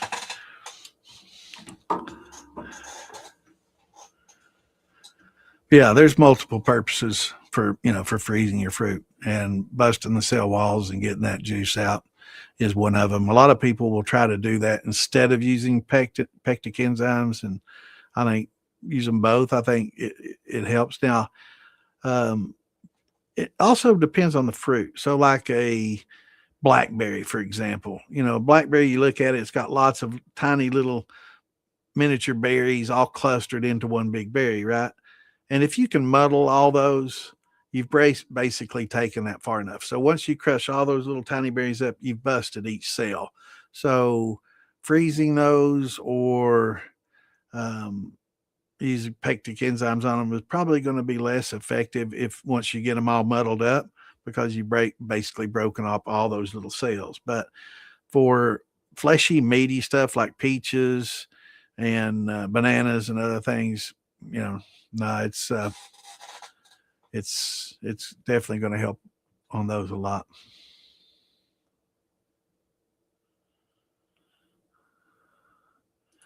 Yeah, honey's, unless you're allergic to them.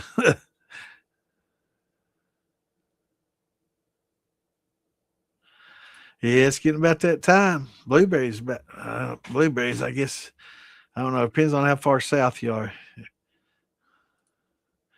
We get the blueberries first and the blackberries. So it'll be a little bit before we get the blackberries here. But we'll get blueberries probably in the next month or two. Or the next month. It's been a little bit cool up here. We had a little cool spell. I hope that didn't hurt all the buds.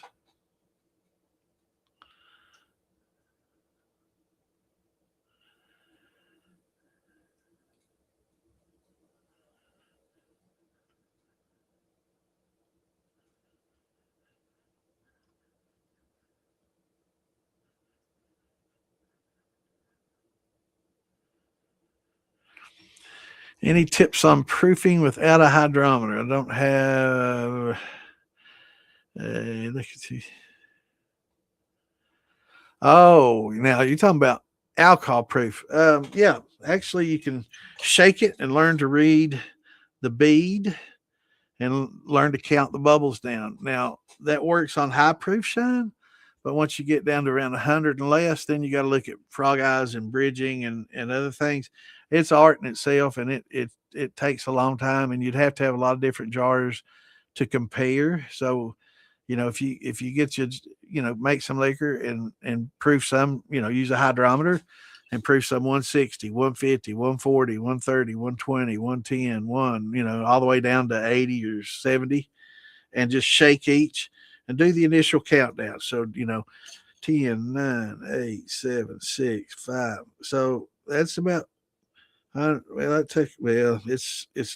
kind of empty too. It's a little bit low in the jar to read, Mike. I might need a little more in here to gauge proof, but counting down the bubbles, generally 1 second will reduce it about 10 from 180, which is generally about as high as you want to get, unless you run it through a column and have a lot of reflux. So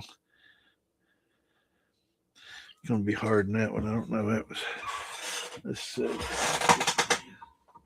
I don't know what this one.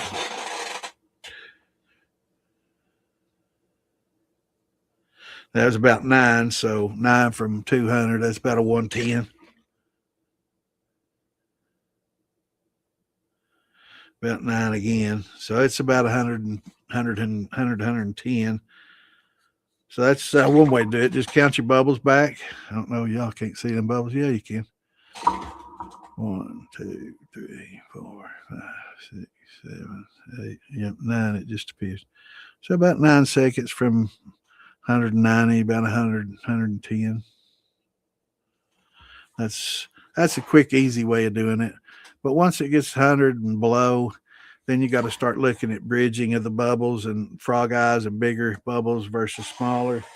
Make this a little more complicated then, but that's an easy. That's just or tasting it. For me, I can taste proof. I can taste some and say, oh, that's 140 proof, man, or that's 160, or damn, that's probably 80. But that 80 might be 100 after I drink some of that 140. So you got to kind of cleanse your palate too in between.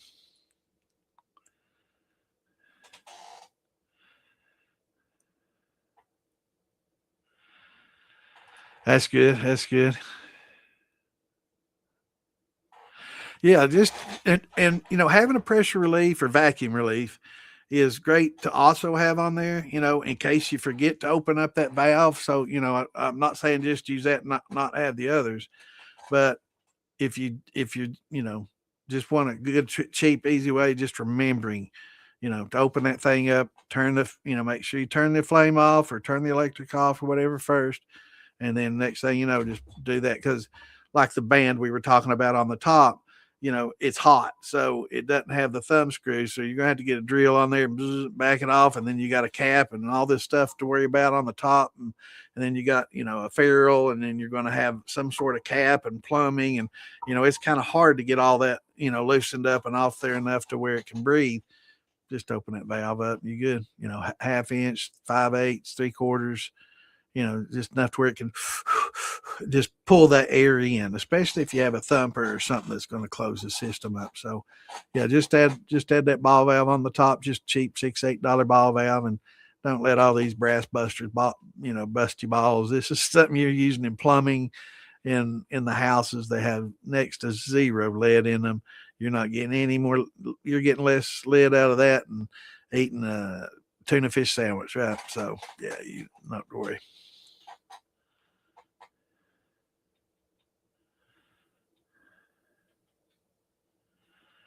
Yeah, let the bees get it, huh? Place I go, thank God, has thornless berries, and I go pick. It's basically a winery, and I've made friends with the owner. And they let us come in, and they let some other friends and people come in, and basically you pick all the fruit you want, blueberries and blackberries. And when you're done, you give them half of what you pick, right? That way they don't have to pay, labor to come in and pick.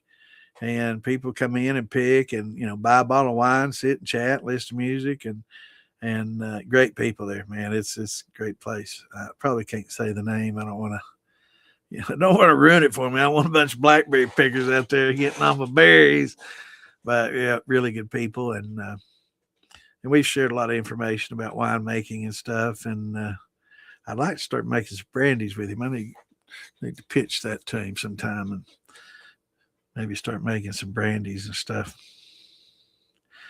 But anyway, yeah, we go there, pick, and they let us keep half, and they take half, and they use it in their winemaking. They got a big vineyard there on site, and they like making some little berry wines just to have a little variety and stuff. And yeah, good people, man.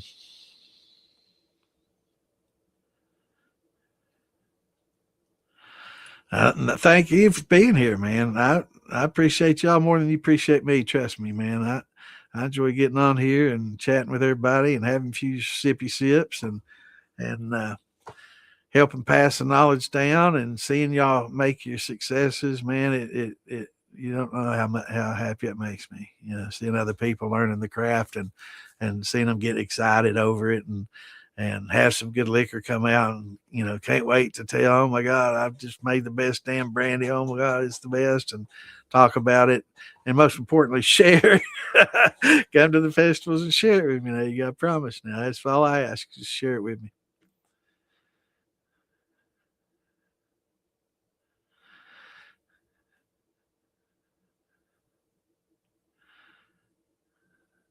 Yeah, thank God they got the thornless. They got thornless berries, but I think some of them might every once in a while have a little bit of a thorn, but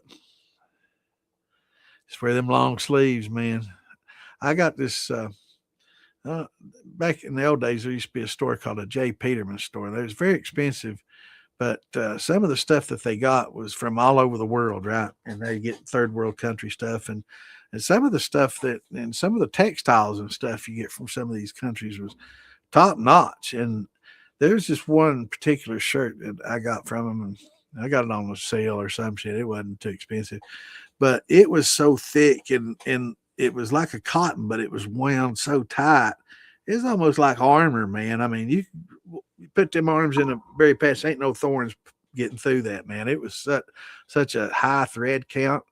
It was heavy and real hot to wear, though, man. It was a real hot long sleeve shirt to wear, but man, I'm telling you, you wouldn't get a berry poke through at all. Other than your hands, you get all scarred up, but there wouldn't be a scratch on your arms, man. I love that shirt for that. So that was my berry picking shirt. Now I can't wear it. I'm too damn fat. I might make me some sleeves out of it, though. What do you think? I can cut them damn sleeves off. That'd make a good idea, man. Maybe I can just sew them onto a bigger shirt or wear them as big long gloves. Yeah, I could sew the sleeve onto a glove, man. Just That'd work. Yeah, I'm a retired hacker now. Damn, it's done. Way behind, way behind. Yeah, it's good, Trickster, man. That is really good, sweet, floral. Very, it's almost like you smell a flower that them bees, Damn, you got me wanting another drink.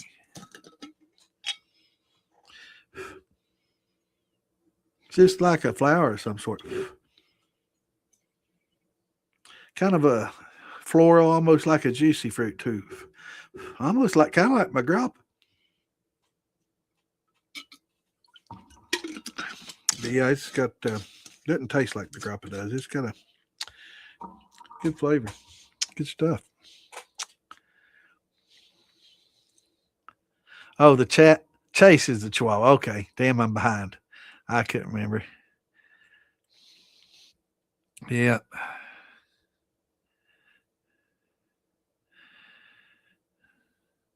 He's a beggar.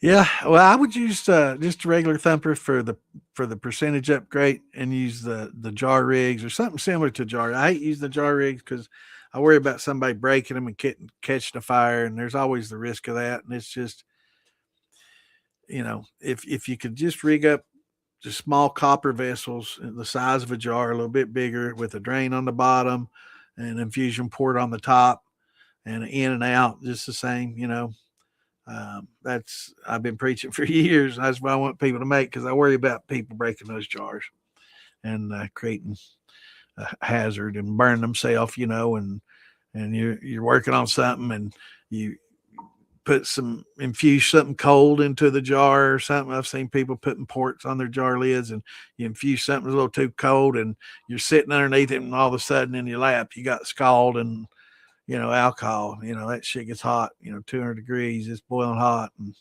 I just don't want anybody getting burned, starting their house on fire, their shit on fire, or something like that.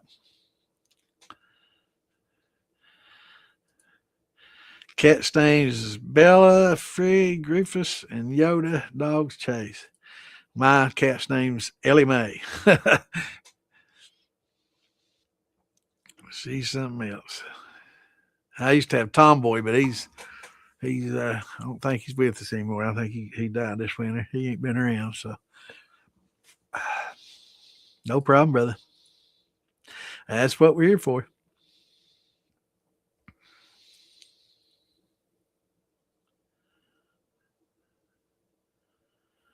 Yeah, there's lots of different types of infusers too, and maybe let's see if I got some different images of some different ones. If not, I can pull them down pretty quickly. Got to keep remember to go to all files instead of. I don't think I have a lot of pictures of infusers, and I don't. What in the hell happened to all the pictures? I just moved a bunch of pictures yesterday, and I would think I had more than that. All file. Could have sworn I had more pictures than that. There's no way. Oh, wait a minute. Maybe it's in here. But this has so many PDFs that have a lot of instructional stuff that I need to go through and share, and recipes. Thousands of them. How many files does it tell me? Let me select all. Yep, let's change file system here. List, details. Let's go details. And select all.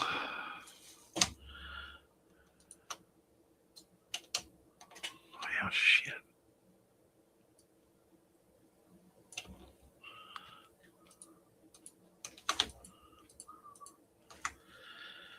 That's crazy. Why shift and tab don't let me select multiples? That's crazy.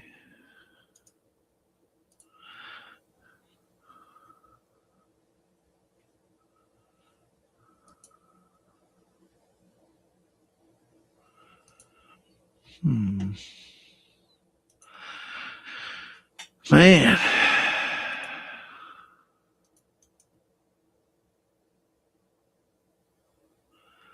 Things have changed so much from Windows to this.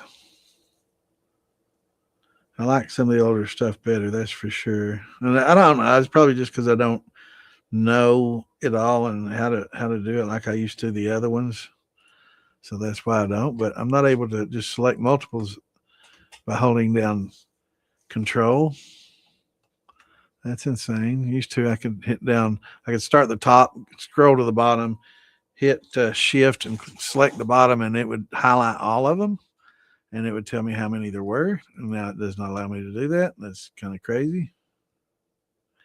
But anyway, thousands in there, and I can't see it. But by now, I could have gone and pulled one off the damn internet, and I'm going to do that.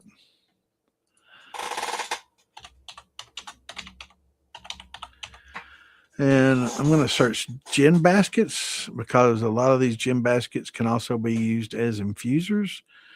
But this will be kind of one setup that'll give you an idea of what I'm talking about.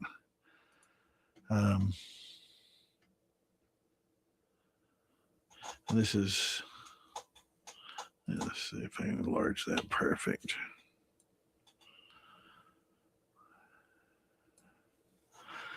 So a lot of these infusers, now it doesn't have to branch off of this from the side like this does. You can do like the Thumper where the import has a down comber going all the way to the bottom. And let me put it in here and you see what I'm talking about.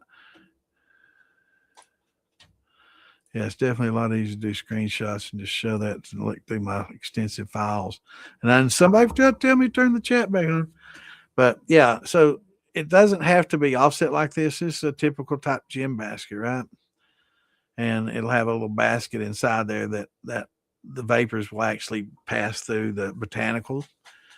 But yeah, you could use something like this as an infuser. You see, you got a drain in the bottom. Now, the drain doesn't have to be in the bottom, it can be coming out, about where that sight glass is. And you can have a much larger top with an infusion port. I don't see an infusion port on this, so this is a basket type. But you can put a little basket in here and it can flow through the botanicals and infuse flavor that way. Or it can be just like a little mini Thumper with a drain, so you got your, down comber coming in from the top, going to the bottom, or you can have an elbow going into the bottom and your vapors coming in at the bottom, right? And bubbling up through the liquid, and just have your drain in there at the bottom too, and have a sight glass in the middle so you can see the height and elevation of your liquids, or towards the top, so you can tell when it's about to fill up. And just drain it off at the bottom and have an infusion port at the top, as well as your down comber coming in the side and your output coming out at the top. You can, create it different ways, but yeah. Perfect. That's nice. Yeah, they work great. Yeah, it's, I've tasted shine coming off the steel without an infuser, and then the same exact shine going through the infuser, just like through a bypass, right? And like this was a 3-jar rig, and it certainly helps a lot. You would be surprised how much flavor it adds. It's great for brandies.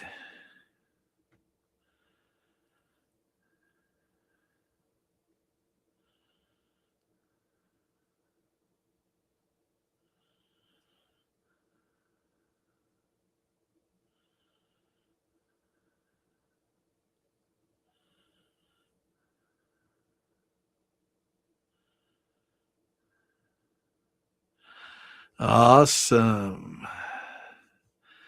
Love me some cherry, man. The cherry wine is so good. I made some good cherry wine too. That's actually one of my first wines I've made many, many moons ago. Cherries went on sale. They were cheap, like it's been many years ago. 79 cents a pound or something, very cheap for good cherries. And I bought the shit out of them, and man, that was really good wine. Everybody in the family is when I first started making wine and taking it to the Christmas dinners. And they're like, "Oh, you're making wine now, huh?" And they're like, "Should we drink this? Is it?" And and they're like, "Wow, that's actually good." So when somebody says actually good, they had low expectations. It's kind of read between the lines kind of thing. Oh, that's actually good. So they had really low expectations. You can tell when they say that. Oh, that's surprisingly good. Oh, you didn't have much faith in me. I say, oh, no. But my family has very high standards, man. It for them to say that, it had to be fucking exceptional, right? It's just not going to be average or good. For them to say, something like that, it has to be great, right? So then you've done something because everybody in my family is kind of brutally honest, to the point where they, it's you know, and all compliments can be backhanded, right? Yeah, yeah. The fermentation process is a controlled rot. Exactly what it is, JJ. It's a controlled rot.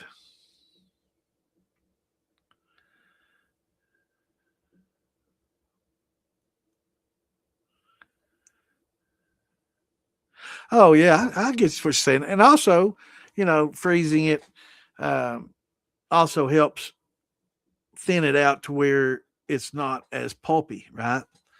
And it certainly helps break it up and make it to where it's less pulpy and less anything you can do. But man, it's so amazing to see how those pectic enzymes and that cellulase works, that pectinase and pectic cellulase and pectinase works on like peaches. That's one of the most amazing. First time I ever used them on peaches, it was like, and I don't even think I was making wine at the time. It was probably just like a peach preserve or something where we were trying to get the juice out before we literally added pectin back into it to gel it.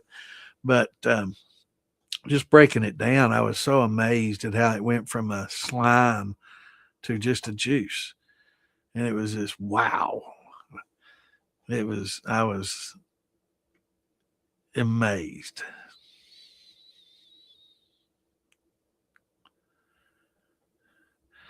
Yeah, they're blooming here. And that's why I was hoping this little cold snap we had didn't hurt them because I love me some blackberries and blackberry wine and blackberry shine.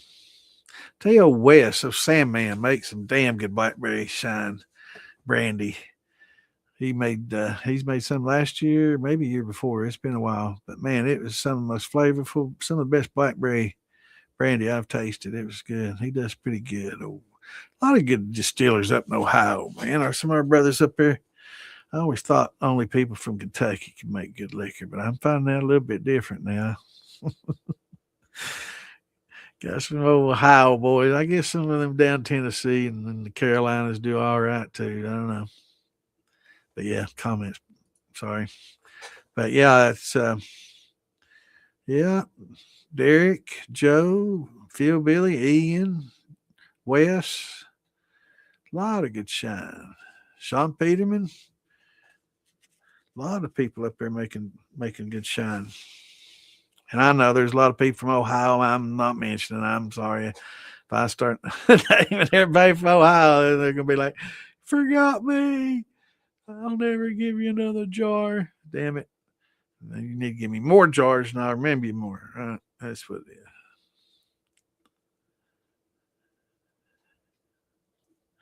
Those Rainier cherries. They got some good sweet cherries too. There's a lot of tart cherries and sweet cherries. I love me some cherry wine, man. I know you meant Rainier. I don't know R-E-N. No, I might be I before E. I'm not sure. R-E-N-I-E-R-E-R. Rainier, Mount Rainier. We understand. We got it.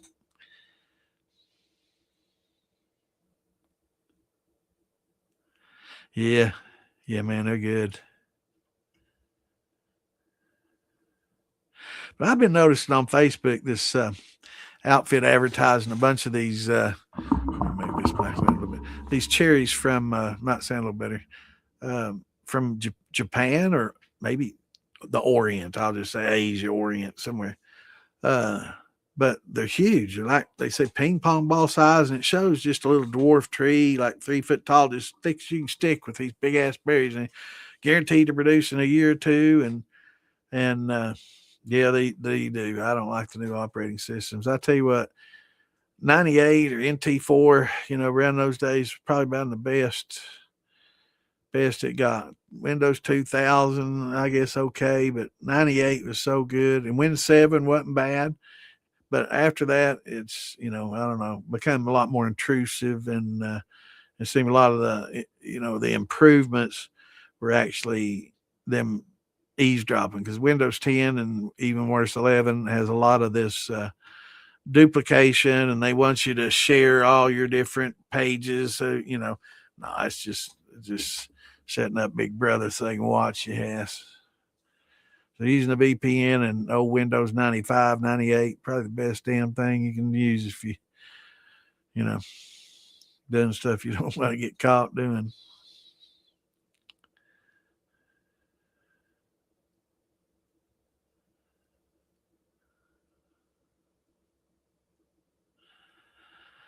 Yeah, and old cat thought he's tough, man, and he scared a few dogs off until he didn't. And that was the end of him, old Gray Bow. He was a badass, though. I seen it one day. I came home and I saw this dog walking out of my driveway, just trotting, and had the biggest grin on its face. And I knew something was wrong, man. And I parked that thing quick, ran home and saw it, and Tomboy dead over. I knew exactly what happened, man. I like a crazy man. I chased that damn dog around my neighborhood with a gun in my hand. I'm lucky I'm not still in jail. And if I'd have seen that son bitch, I'd have shot it in somebody's yard too, and I'd probably still be in jail.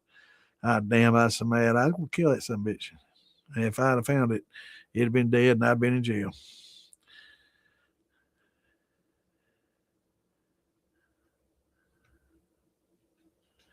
Yeah, I don't like 11 either. And that's probably why I'm some laggy. All right, JJ. Yeah, it's getting a little bit late. I'm about caught up. Right, and I get caught up, you leave. I see how it is. All right, brother. Good seeing you, man. We'll see you Saturday. Have a good week, buddy.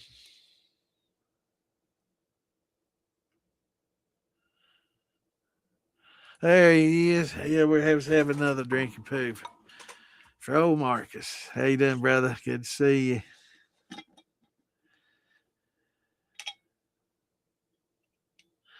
Yeah, we gotta do some wet whistle wrestling here. We gotta wrestle that wet whistle with a shizzle.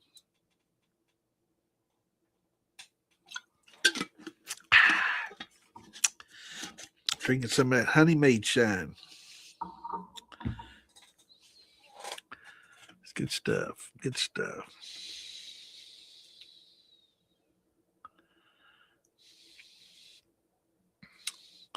Transplant hillbilly from Southern Ohio. So there's that. All right, that's good. I got a lot of buddies in Ohio, man. I go up there all the time to see them. Hell, not as often as I should, but what's going on, Mad Patriot? How you doing, brother?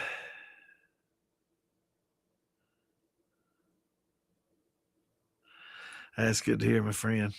Yeah, get up with me, man. Let me know what's going on.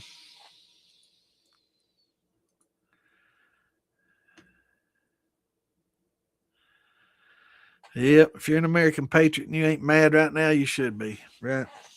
But we won't talk. We don't get political in here, so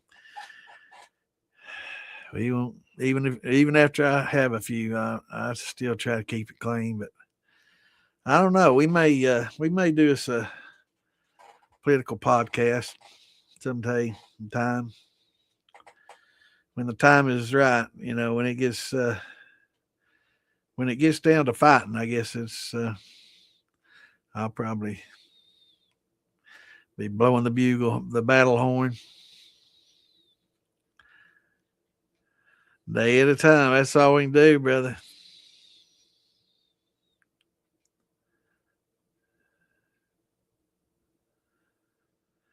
Yeah, if I get on here and start talking about it, it's the shit's done hit the fan. It ain't about to. It's done hit it, and I've had enough. That'll be about the time I get on here and start doing that. It's ain't far from it. I can tell you that. The way shit's going, craziness. Just like it's just crazy. World's gone mad. Common sense is out the window. It's gone, lost. Hopefully, we can get it back. But the world's gone mad.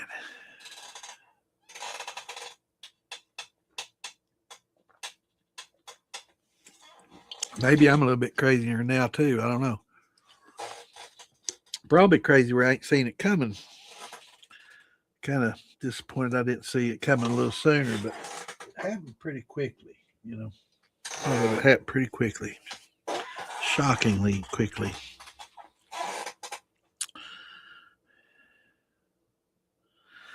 Oh, out on the road. All right, man. That last tort was just for you then. It's uncommon sense. Yep, that's a fact. Yes, sir, it is. Dumbassery is the norm these days. People don't never cease to amaze me.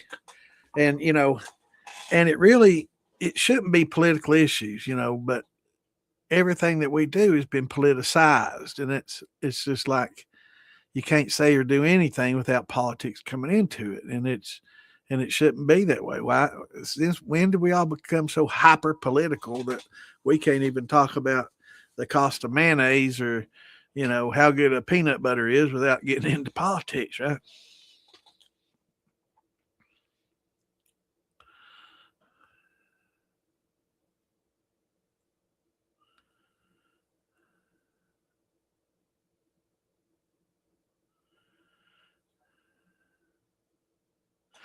All right. I gave my opinion on another pod, and my statement was that all honeys don't always ferment out the same, right? As with sorghum, right? Just sometimes unfermentables. No, no, you're not right. You're not wrong at all, brother. No, there's unfermentable sugars, and different honeys will have different antibiotic properties, for example. And I'm sure that different honeys will have different amounts of sugar, and sorghums. A lot of the sorghums have unfermentable sugars in them just from the method that it was made. So let's go to like inverting sugar, just the basic inverting sugar where you heat it up to break down the bonds of the glycosidic bonds between the fructose and the glucose in a sucrose, right? So you get to 237, I think it is, degrees, and I got acid in there to help break that bond. But if you let it go a little bit too long and it starts to caramelize and and start turning darker and caramelizing, then you've actually made that sugar complex and it won't ferment anymore. So, if you caramelize just a regular table sugar and get it to where it's darker, it won't less of it will ferment. And it's the same thing in sorghum versus just regular the juice. So you get the juice that comes off the sugar cane. So that cane juice is pretty much it'll ferment out. And but once you start heating it up and cooking it to reduce it, and it starts to darken like that, that's when you're starting to create some unfermentable sugars, and it makes some of those complex. And unless you have some glucoamylase in there or something to help break those, debranch those more complex oligosaccharides, um, they won't ferment. So yeah, that's a fact, bro. You're not wrong at all. Hey, Mary Jess, good to see you. Awesome. Thank you very much. I appreciate that, man. I love it when people chime in, and especially either first timers or lurkers. I'm not sure, but we got a lot of people that watch that never chime in and say anything, but it's great to have somebody chime in and say howdy, and that they enjoy what we're doing. And be sure to hit that like, subscribe button, and you'll get that notification when we come online, and you can catch all our podcasts. We're on Tuesdays and Saturdays if it's your first time. Tuesdays and Saturdays at 8 Eastern, unless we're at a festival or something, or Clint's gone mad and gone off somewhere, and then it's just me. We go to a lot of festivals though during the moonshine season, so there might be a Saturday or two that we'll miss. Might miss a few this year.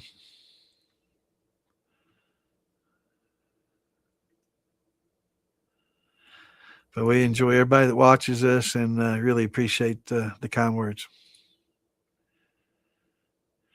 Yeah, I'd love to get into bees, but I just don't have enough. Enough. If I lived out in the country, but there's just not enough things around here, and it'd be too mixed. There'd be so many different things, so many different flowers from people's houses and stuff, and it'd be very, very eclectic honey. But yeah, out in the country, we got large fields full of clover and lots of, if you had a orchard, if you live close to an orchard, man, they'd almost pay you to keep some honeybees next to them, man, to help them out. Hell, if you have somebody with an orchard around there, say, look, I've been thinking about getting into, starting some bees. You wouldn't mind, would you? And they'll be like, oh, hell no. We love you, man. We'll help you out, and so they might be willing to help you out and give you some, some stuff to help feed them. And they might encourage you to, increase the population, or hell, you never know, man. They'd be definitely happy to have somebody with beehives next to their orchards, though, because that's a lot of times they have to pay people, to come in to help pollinate and get their fruits going. So if you live close to something like that, you're definitely a benefit to each other. Whether or not they can help you out, you're definitely helping them out, and they're helping you out. So it's a symbiotic relationship, whether it's a relationship or not. You will each depend on each other. But out in the wild, there's a lot of good trees too that will make some really good honey. My dad's favorite was that Lynn honey. He loved that Lynn honey. Yeah, I guess he still does. He loves Lynn honey.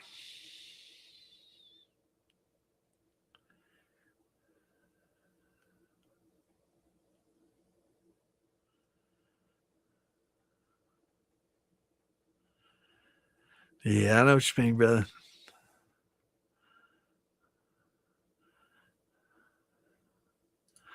Rockin' yes. Awesome, brother. It's good to have you on, and thanks for chiming in. Yeah, we love it when new people chime in and let us know. I know we got a lot of listeners out there that don't, chime in and speak. And I know a lot of people, just afraid, and I can understand. It's just what we talk about. It's not exactly legal in every state, but if you're here to learn about wine making and beer making, of course, and making tinctures and things like that, that's all perfectly legal. So, but yeah, we're legal in a lot of states, to make it. So, but yeah, it's great to have you on here, brother, and I appreciate you chiming in, saying howdy, and glad we can help educate. And again, if you guys have questions, you can create a YouTube with a fake name, so it's kind of hard to trace, and we can answer your questions that way. Or you can join the DIY Shine and Steel Building page. Let's see if this works. I did some banners. Now let's see if this works. Yeah, here we go. I just did the. Oh, join us on Facebook at DIY Shine and Steel Building or the Moonshine Militia. Check that out. That's something I worked on and ran a little test and stuff. I woke Clint up, ran a test the other night, but so that's a little ticker banner I got going on there. Let's see what's this other one here. See if this works. Welcome to Distilling 101 Q&A. Yeah, they're getting all fancy and shit. Let's see what else we got here. Here we go. Well, what happened to my logo? Dang, burn it. It don't have my logo. Well, I thought it didn't say my logo. I'll have to work on that. But I had a little Distilling 101 logo but it was covering up the live and the time and the information over here. So I didn't it wouldn't let me move it around the screen. I'd like it at the underneath me over here or something. but one of them tried to block. It was right over my head if I put it on the left side, and it covered up live and some of the time on the right side. So I didn't like that. But we've been tinkering around with it and playing around with it and having some fun with it.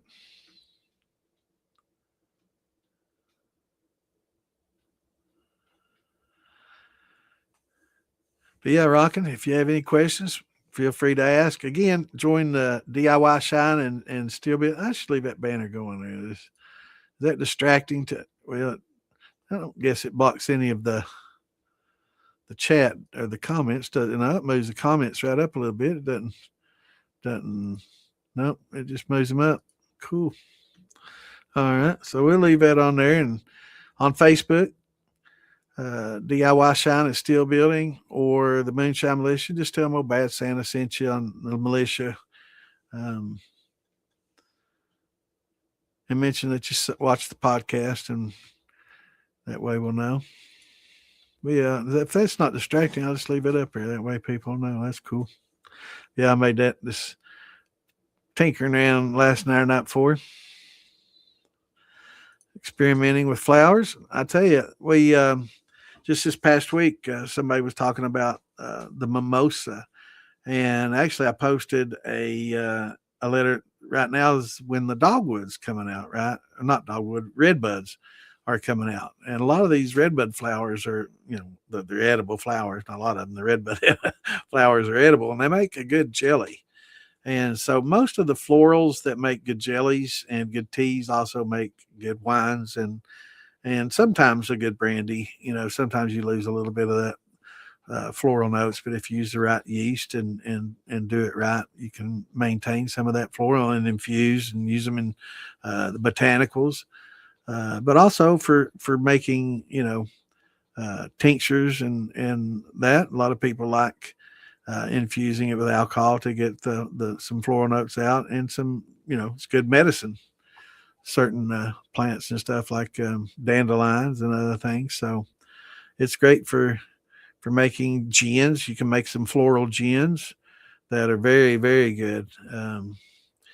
Mina Pratt, and she makes does a lot with florals and tinctures and stuff.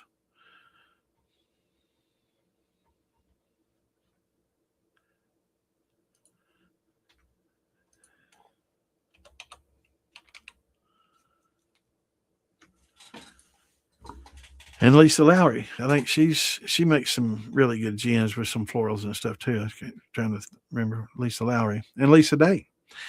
All two Lisas, yeah, Lisa Day, Lisa Lowry, and Mina Pratt all do some interesting things with flowers.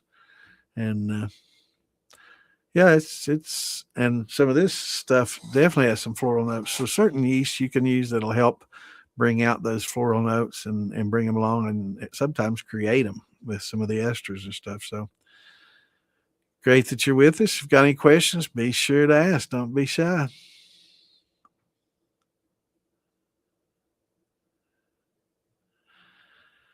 Middle of corn country, man. You in heaven then.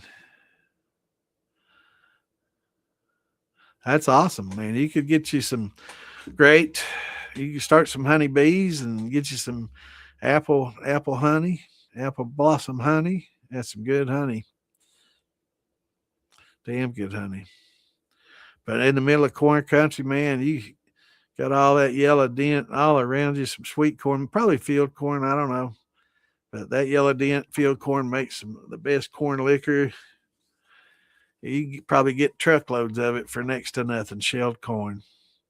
Run it through a mill and break it down, and man, you can make some pretty inexpensive, good tasting shine, brother. We can help you. We can help you make that a reality here. We got an old buddy up there in Iowa that's surrounded in corn country. He makes some pretty interesting shine too. Taco shine, and brisket shine. Man, he makes some interesting stuff.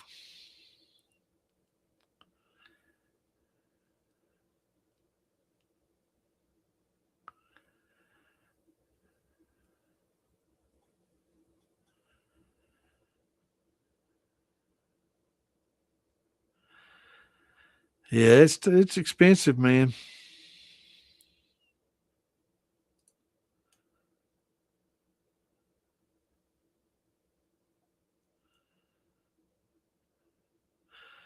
Yeah, that's awesome. Well, we've got back ones, and we probably get 7, 8% live viewers, and the rest, it shows us the logistics and all the viewers and stuff. And being a truck driver, you know all about the logistics. It's all documented. Everything's got to be documented. So everything, all our podcasts and the viewers, and then doesn't say who, but it tells us how many and stuff. And I would say we probably get 7 or 8% live viewers, and 92% view it after. So if you have questions, catch the live. If not, hopefully we answer them during the live. We answer a lot of questions, a lot of beginner questions and stuff. Almost every week we answer a lot of the similar questions, and I'm happy to. I'll say it a million times. I never tire of it. Some people get pissed off that they have to say the same thing twice, and it's like everybody that's new will have the same questions. So you either repeat it or be an asshole and say, well, just go back, watch an old episode, and you'll find your answer or something like that. That's not what we're here for. We're here to answer questions, right? So I don't care how many times I have to answer the same question. I'd be happy to. And I'm not going to knock people down for it. But there are prior episodes that you can watch, in your leisure. If you can't catch us live, you can catch up with a lot of stuff and go back. We've been doing this particular one maybe a year and a half or so. But I did some, Roger and I did Shine Talking Shots, and then Roger, Mark, and I did Shine Talking Shots, a different one podcast. So I've been podcasting, I guess, for about 2.5, 3 years now. So, but there's some old episodes. You can catch them on fieldbillymoonshine.com, on YouTube. I think he has most of the old episodes. We did start a new YouTube Moonshine Militia page, which will probably have most of the older ones, but I'm not sure exactly when we started those. Might not have some of the Shine Talking Shot ones when we used to. I used to have one that we'd bring people on from Master Distiller, from the TV show Master Distiller, and other legal, distillers and other people on the TV show and things like that. Moonshiners TV show, and we'd bring them all on and interview them and sit and talk and drink and shoot shit and have a good time. It was awesome. Really enjoyed that, and maybe get back to doing that again a little bit. But we'd bring them in before the episode aired, and of course they were limited in what they could say. And then after the episode aired, we could congratulate the winner and talk about the competition and what all it had. And it was a lot of fun. But anyway, yeah, catch us on some of the older episodes. You get caught up and watch some of those, and might answer some of your questions. And of course, if not, feel free to ask any question that you may have. We'll be happy to answer if we can. If we can't, we'll do some research and find an answer for you.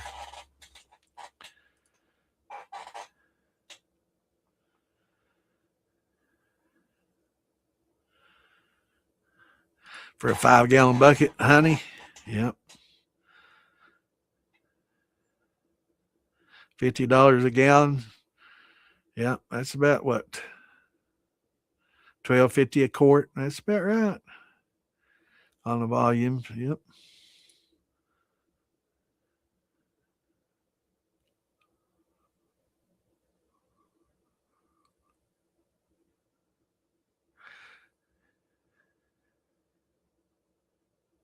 Same here. Yeah, I used to barter it. I used to do a little bartering. I probably sold some outright too, but mostly I did bartering, trade it for a little weed or something like that when I was young. But now I make everything for myself and to share with friends.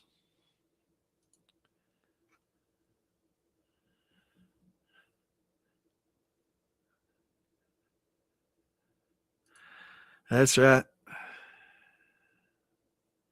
And it's whether you learn anything or not, it's just a fun place to hang out and have fun and chit chat. Any advice or heard of flower wine? Absolutely. There's some dandelion wine, there's lots of good wines that you can make. You can make some redbud wine. There's mimosa wines. dandelion wines, most any strong floral like that you can steep and pour some hot boiling water on and steep and get those florals out. I would say follow similar steps as someone making jelly, except you don't add the pectin. You stop at that. So you'll use some sugar, you'll use some florals, and you'll get it going. And then instead of adding all that pectin, you'll just throw in some yeast and ferment that into a wine. We do have some recipes. I do have some dandelion wine recipes. So if you want to join us on Facebook at DIY Shine and Still Building, or on the Moonshine Militia page in the file section, I'll look and see. And if we don't have some of those, I'll look up some of mine and put them in there. But I know for sure we got some dandelion wine.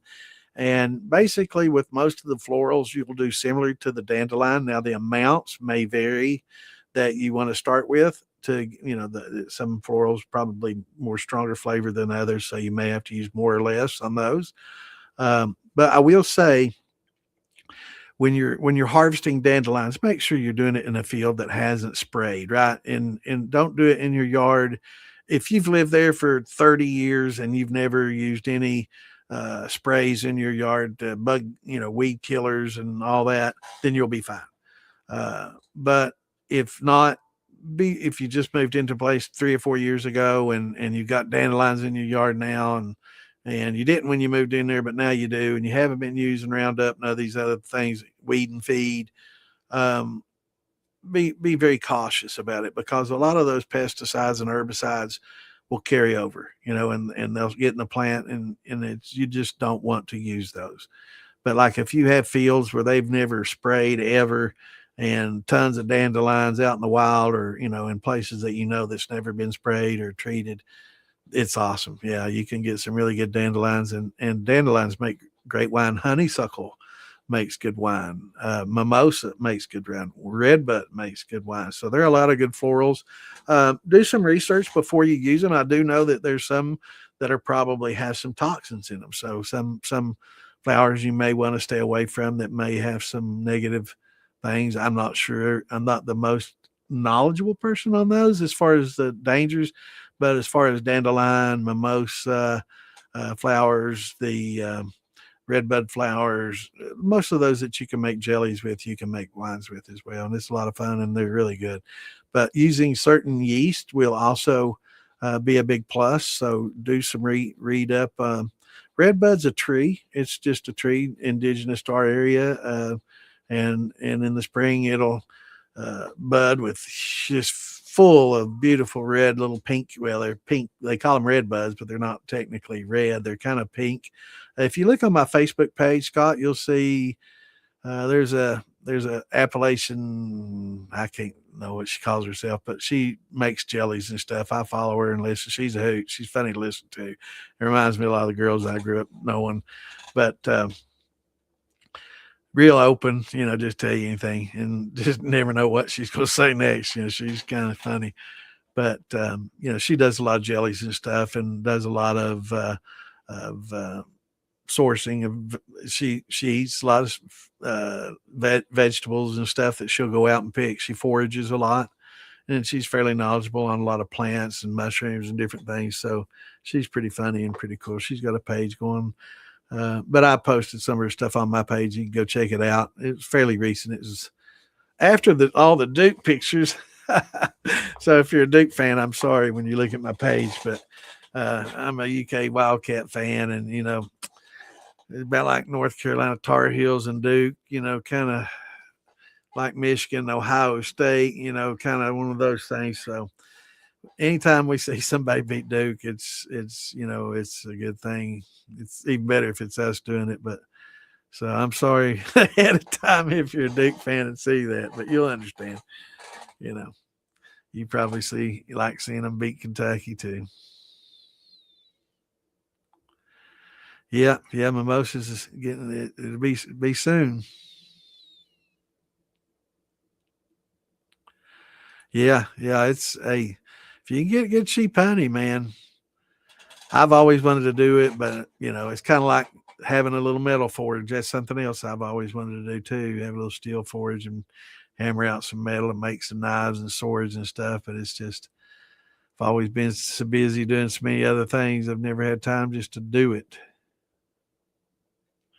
Elderberries, yes, sir.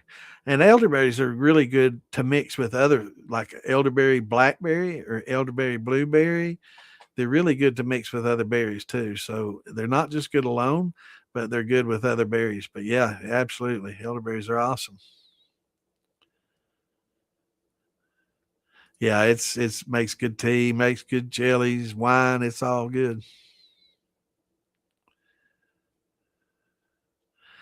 That's all right. Hit that bell if you're on YouTube. I guess it's a bell. Hit that bell and it'll turn on. Follow us and hit. It'll get the notifications when we go on live. I don't know if I got them today or not. So that's usually I get them hear that ding right after I start, but I didn't today. But either way, let me go ahead and share this link and this page here. It wouldn't let me a minute ago, but it's the Vever page, which hell, it ain't let me paste a damn link there now. What the hell have I done? Hold on just a sec.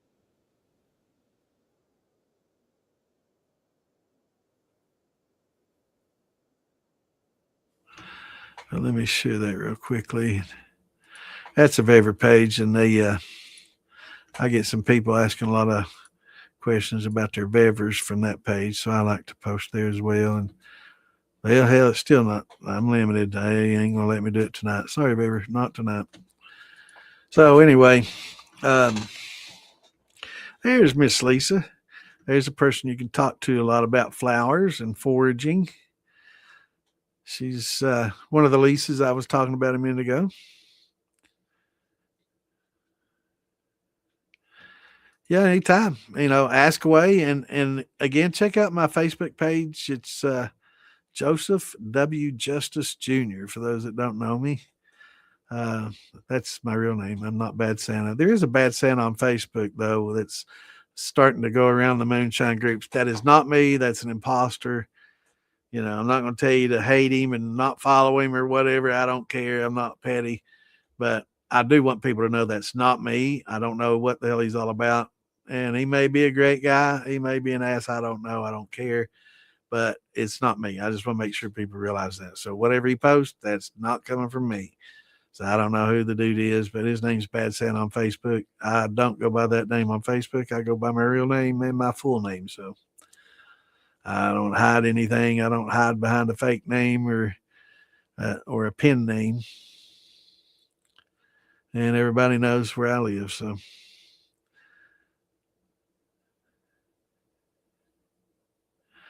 that's awesome. Nothing like good old tradition, brother. I'm in Kentucky. Old hillbilly. I have one in my backyard. My neighbor's got a big one, and I got an offshoot from it that I've been letting go. I know he doesn't like it because it's right on the finish line, but that's the way it goes. But I know she chipped the branches off on his side. That's all right. It'll just shade my side. But yeah, they make big, beautiful trees. They're a messy tree though. In the spring, they make those. In the fall, I guess they make the look like big, huge green bean or pea pods. They get kind of messy, but they spread like crazy.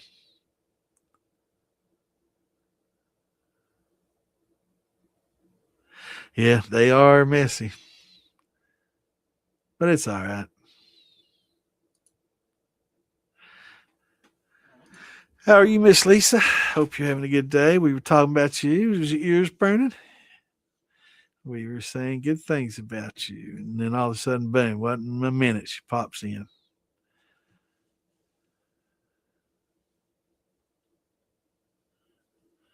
Yep, yep, yeah. You can concentrate those florals and add to your shine and have a good floral shine. There are some. Oh yeah, that's where I was talking. There are some Marie. There's some good certain yeast that you can use when you make those wines that will create good floral notes. So do a little bit of research on your. You can go to lalvin.com or redstar.com or Google one of those, and they will have a chart. I'm not sure if I have a good yeast chart. I've seen them, but I don't. know if I could find it that quick and easy on here. But I got charts for everything. I just don't know how to find them a lot of times.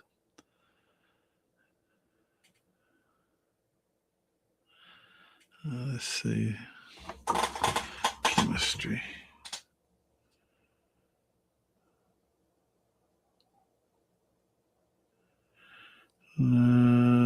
That's just talking about phenolics. I don't think that's talking about wine that's giving that. Let me pull one of these up and see what it says. Oh no, this is caramelization, wine phenolics. This is oak profiles and stuff. It's different.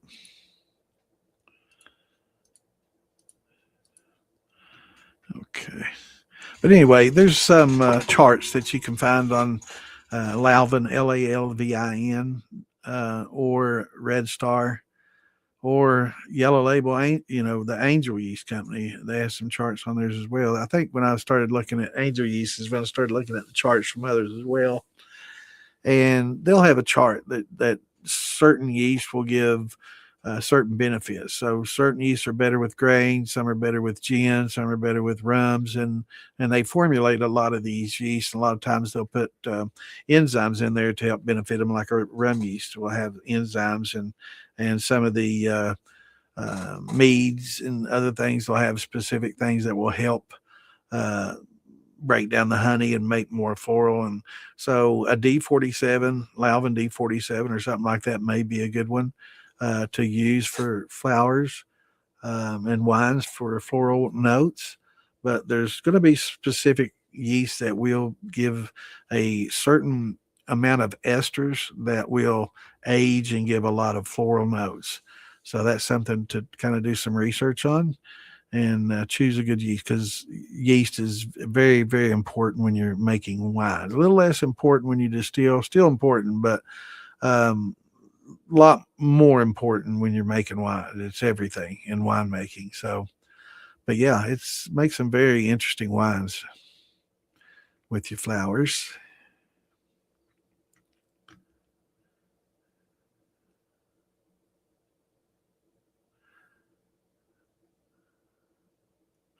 Violet wine, yeah. Yeah, I did see that same gal I was talking about. I think at least I shared some of those with you. You got a red bud jelly, and she's a hoot. That gal's funny to listen to. She cracks me up, man. She's funny. I shared that video of her red bud jelly with Lisa, and but I'm not done oak leaf. But yeah, violets. There's a lot of flowers out there. Honeysuckle is good. Yeah, there's a lot of good ones out there. Yeah, dandelion is very available. Very available in a lot of areas. Again, just be careful that you're not getting in areas that spray or have sprayed in the recent past. 10, 20 years ago, not an issue, but last couple of few years, I'd be weary. So maybe not out of the residences in the yards, but out in the fields where you know they haven't sprayed. Yeah, it's a great place.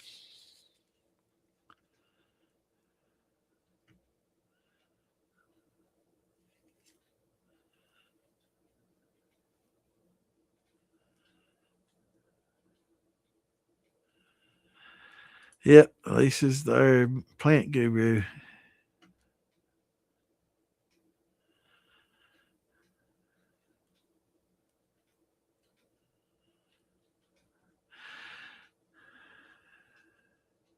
Yeah, absolutely. Yeah, you could definitely use those and add a little sugar and some water to flavor your wine. They also, would be good to infuse with. But yeah, yeah, I love some elderberry wine, and I love mixing it with the blackberries. It's really good with the blackberry combo.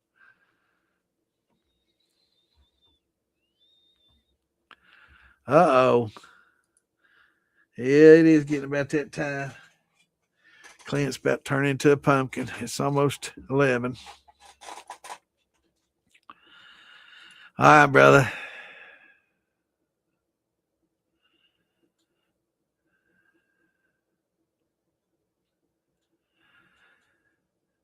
Good to see you, man. Have a good evening, my friend.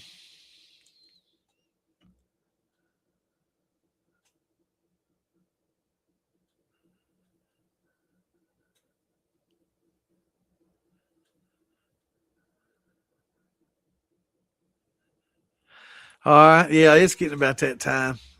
Yeah, we on Tuesdays we generally go around 10:30. On Saturdays, we'll go 11:30 for drinking and having a good time, and everybody's still asking questions, and we're still chatting good. We'll take it a little bit later, but it's winding down a little bit tonight. Thanks for joining us, man. You know where we are. Hit that button, so subscribe and add it to your favorites, so it will be easy to find. But thanks for joining us, brother. Be safe out on the road, man. Yeah, you gotta be careful with mimosa seeds. Yeah, and those are the bean pod looking things, right? Yeah, you gotta. Yeah, and there you go.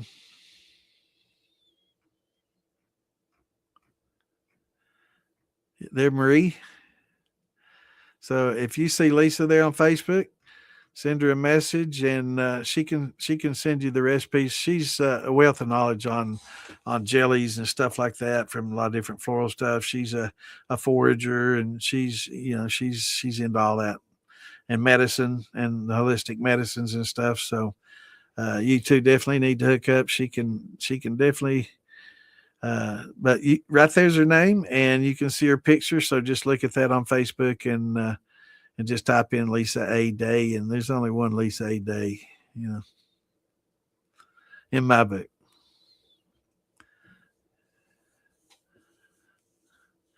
Yeah, you can go from wine to shine. Sometimes it's better just leave it as wine, though. I found that out. Um, you could have told me that 20 or 30 years ago. I'd been like, wine. I wasn't much of a wine drinker then, but you start getting old and just drinking, the hard stuff all the time it's a little hard. So I've slowed down a little bit, quite a bit. So I drink a lot more wine and enjoy a good wine. Definitely enjoy them. And it's a lot of fun to make as well. I get as much satisfaction, I hate to say it, is making a fine wine as I ever did to shine, because it's harder. It's harder to make a fine wine because you're drinking the mash, right? You have to, it's like making a good fine beer. You're literally drinking the mash or the must. So it's a lot more difficult. Once you distill it, you can distill a lot of your mistakes out. But if you make a mistake winemaking, that's when you really need to learn to become a brandy maker because it's not fit to drink and it doesn't get any better with time. It's just it sucks down. It's going to suck as bad or worse a year from now. So that's when it's good to distill instead of just dump it down the drain or give it to somebody you don't like.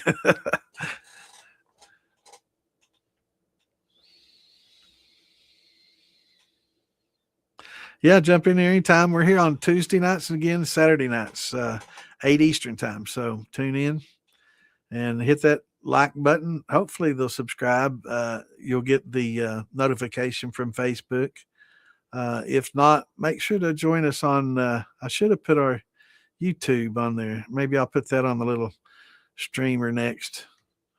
Put the YouTube pages on there as well. So we're on Feel Billy Moonshine on YouTube and Moonshine Militia on YouTube as well. So, and they're a little bit better about giving notifications. Um, so you'll get that little bell on the phone, and then you'll know when we're starting up. Night, Clint, brother. Good to see you. And with that, I guess we're going to tune out. It's right at 11 o'clock. It's Tuesday. It's time for Ann to go to bed. So I got to give her a little smooch before she goes to bed every night. But thanks, everybody, for tuning in and chatting with us. And thanks for joining and asking questions. And definitely thanks to a lot of newcomers. We had quite a few newcomers or a few lurkers maybe that chimed in.